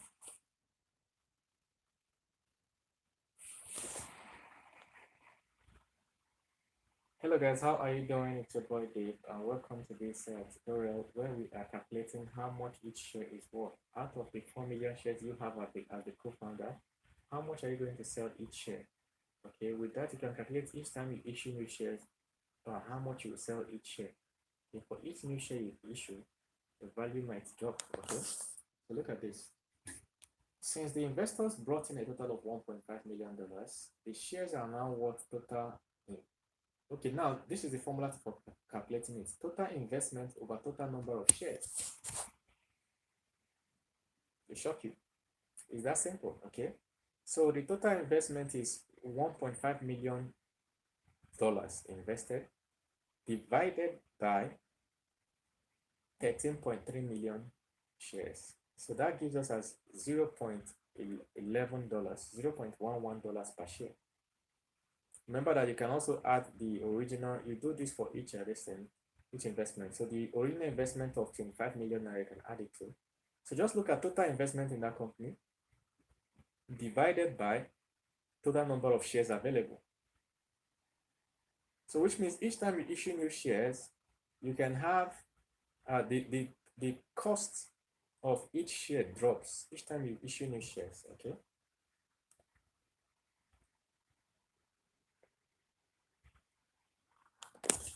So capital raise, what is capital raise? It's a new word, a new phrase. Remember we defined it before, but the capital raise is the concept of creating new shares and issuing it out to investors, essentially the ability of a business owner to raise funds from investors. Each capital raise is called a series. So you can have Series A, Series B, Series C. With each series of funding, the valuation of your company is the valuation of your company hopefully increases. The more investments you get, the more diluted your shares as the co-founder are. So from owning 50% of the company, you get the first investment, it goes to 40, you get another one. Now you own 30% of the company. That's how it reduces. Bill Gates now owns only about 3% of Microsoft. From owning 50% in the 1980s, he owns just about 3% because each time they raise funding, just raise funding. Even that 3%, he's still among the highest owners of shares in Microsoft, even though he owns 3%. That means every other person owns like 1 or 2%, 0.0000. In fact, they even issue shares to new staff. They employ you, they give you 0.000000001%. Okay. So that's how to calculate each share. You take the total number of investments, divide it by how many shares, then you know how much one share costs. So let's look at exiting, okay? So this is your day 10 in the business, and the 10 is supposed to occur at your third or fourth year of the business. You have run that business, you have completed 4 rounds of funding. Basically, every year you are raising funds, either in the beginning or the end of the year, or even twice. For instance, Andela ran for around 4 years-ish, or let me say 6 years, I can't remember, or let's say 4 to 6 years. During that, they raised funding about 4 to 5 times. So there was a time Mark Zuckerberg came to Nigeria. Andela, after that, he gave Andela like $24 million. Then later on, we read that Facebook also invested another $100 million. The same Facebook, you know, and so on. And other people are investing money there. So you raise a lot of funds within those 4 years. You see why I say that if you're not raising funding for your business and you're not growing fast, you're not running a startup, you're running a small local mushroom business. So remember that all this time, your startup has not made profit. All the money that you are being given is going into laying foundations, okay, and running expenses and everything, and expansion, and breaking into new markets. You're not making profit. But let's say, assuming on your year 4, you are all over the place. You have granted interviews, blogs have written about your company, you've granted interviews and signed major partnership deals and everything. Everybody now knows your brand. But also something interesting has happened. For the first time, your business is finally profitable for the very first time. Okay, that's the first year that your business is not losing money. Now you're thinking of an exit. Okay, an exit occurs when an investor or a founder decides to get rid of their stake. That is, sell their shares in a company. Okay, so if you sell off your shares in a company, say that you're not doing again, that's an exit, which means you're going to make a lot of money from it. If an investor exits, then they will have either a profit or a loss. So if the company is doing well and you exit at the time the company is doing well, you sell your shares at a higher value, then you have a profit. Otherwise, you have a loss. So investors usually invest because they hope to have a profit. So investors who invested earlier in the startup took a bigger risk and accordingly will make more money. So that first guy that gave you 25 million naira took more risk than the guy that gave you 500 million naira because he invested at a time that you have not proven anything to anybody. Okay, you're not even sure of what you're doing. So him investing at that time means that he gets more shares. So he got 20%. By giving you that 20 million, I'll be 25 million. He got 20, a whopping 20%. But the guy that came with 500 million got only 10%. Now the guys that will come in future with millions of dollars will get smaller. So when everybody's selling their shares, okay, to exit the company, you will now see that the guy that came with 20 million naira will make more money than the guy that came with 500 million. Proportionally.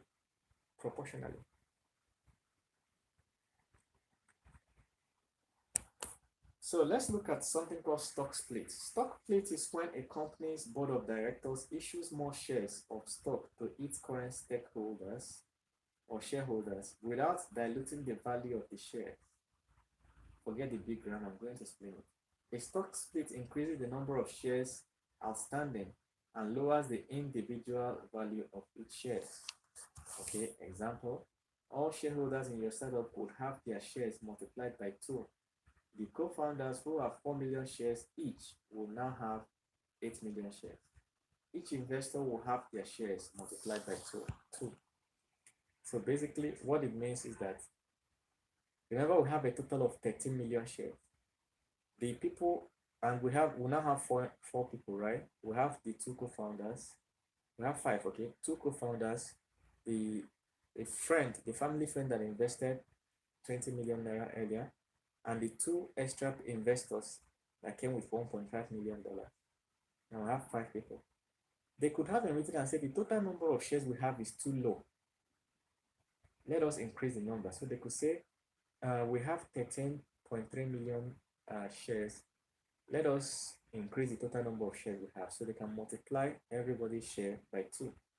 All of a sudden, the company now has 26.6 million shares. But since everything is multiplied by 2, their percentages are still the same. The people that still own 40% still own 40%. It's just that the amount of shares that make up that 40% is now double. Okay, why do they do this? It's because when they get to the stock market, they want to have more shares to sell. You get? So when you're approaching stock market, you could do stock split so you can have more shares. So when you hit the stock market, you can have more shares to sell and still have a lot of shares left. So still on exiting, there are 2 ways of exiting a business, 2 key ways of exiting a business. The first one, simple and straightforward one, is exiting to a larger company. So investors will usually sell off. Okay, so what it means is that a bigger company comes to buy your startup.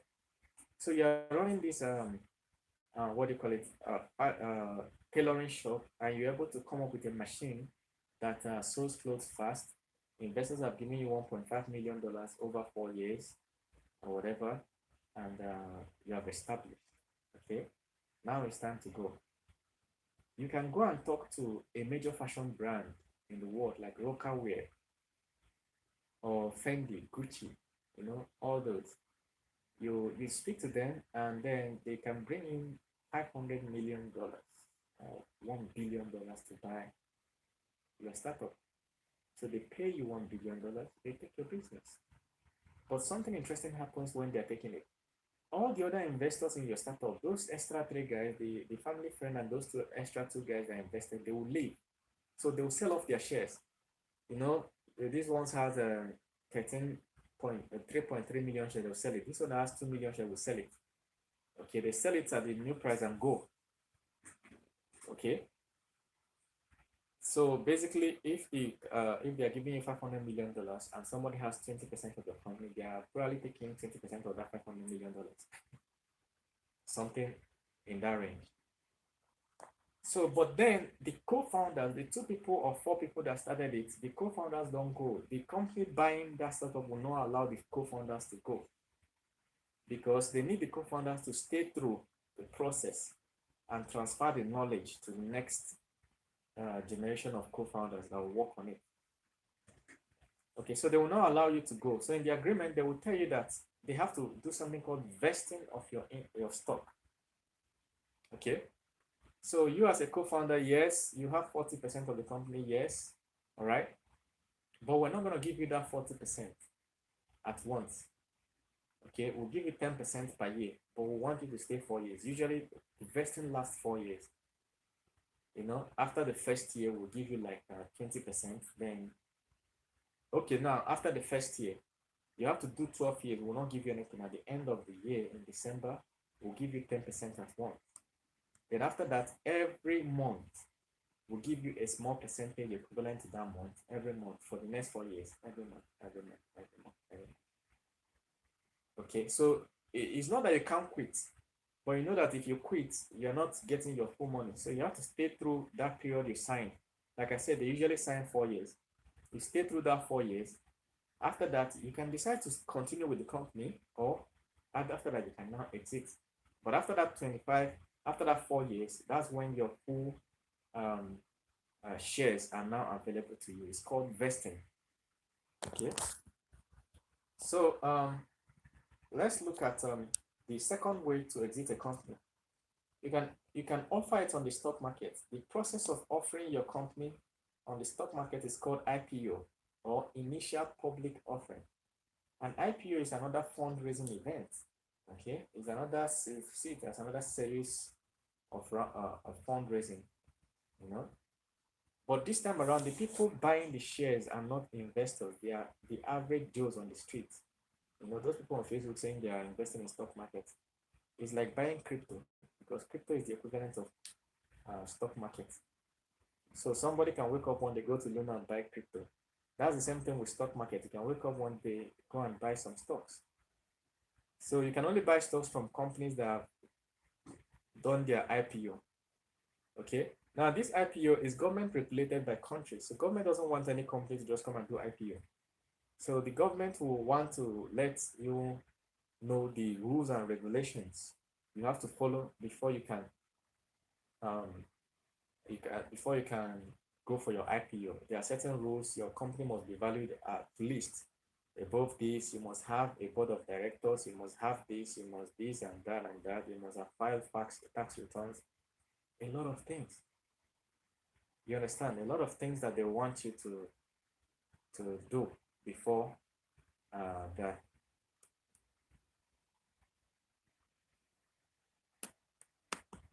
So I believe now we understand vesting. Okay, that when you sell your company, they will not want you to leave immediately. You as the co-founders, they want to stretch out your stock. Okay, so that by the time so that you can stay further into the business. Okay, so that's how you hear that WhatsApp was sold to Facebook in 2015, but the founders of WhatsApp only left in 2020. Same thing with Instagram. The founders of Instagram only left about 4 years after. They will not tell you, but it's probably because their stocks were vested. Okay, they have to work on that platform till they are done with they're able to get all their stocks out. But just know that by simply selling to a larger company, your stocks are now worth millions, much more. And even in those 4 years, that the company is you're working under the new company, your stocks are what might still grow much more. All right. Now, what does the big company grow after the initial investors in that startup sell off? What do they do the stocks of the co-founders in that startup? They convert it to stocks in their own bigger company. So let's say you're running a startup on your tailoring business and you own 40% of it, and Fendi or Versace comes from abroad to buy your startup. If they buy it, those your stocks that are worth 40%, they will convert it to a stock in Fendi. And now it will now be worth 0.001% in Fendi. But that 0.001% is worth millions more than your 40%. Okay, so because now they are buying your business is now part of their business. So your stock has to be part of their stock. So that's how they do it. All right, guys, we've come to the end of this course. Just know that I have other more interesting courses than this on my platform. Just go to my platform, brainterm.org, and you'll be able to sign up for these courses. I hope you learned a lot, and Thank you very much. See you. If you have questions, there are comment sections below. If you need resource materials, you can see them under each video. Thank you.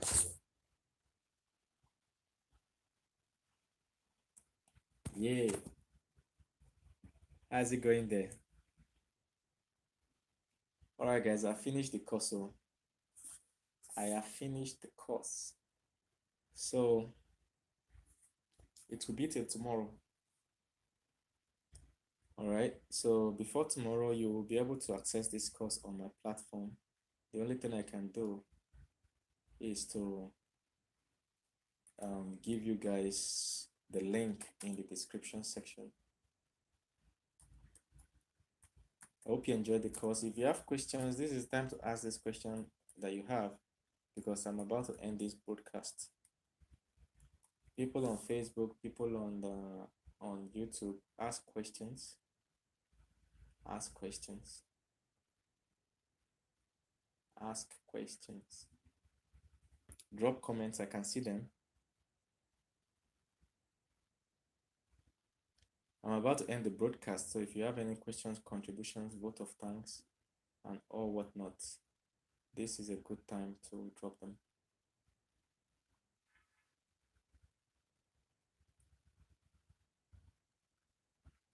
All right, it has been good. It has been wonderful making this course with you guys, keeping me company.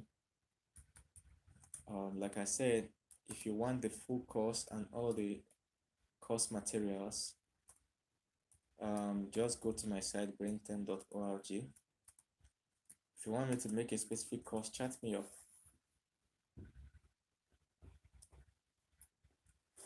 Chat me up. All right. Thank you very much.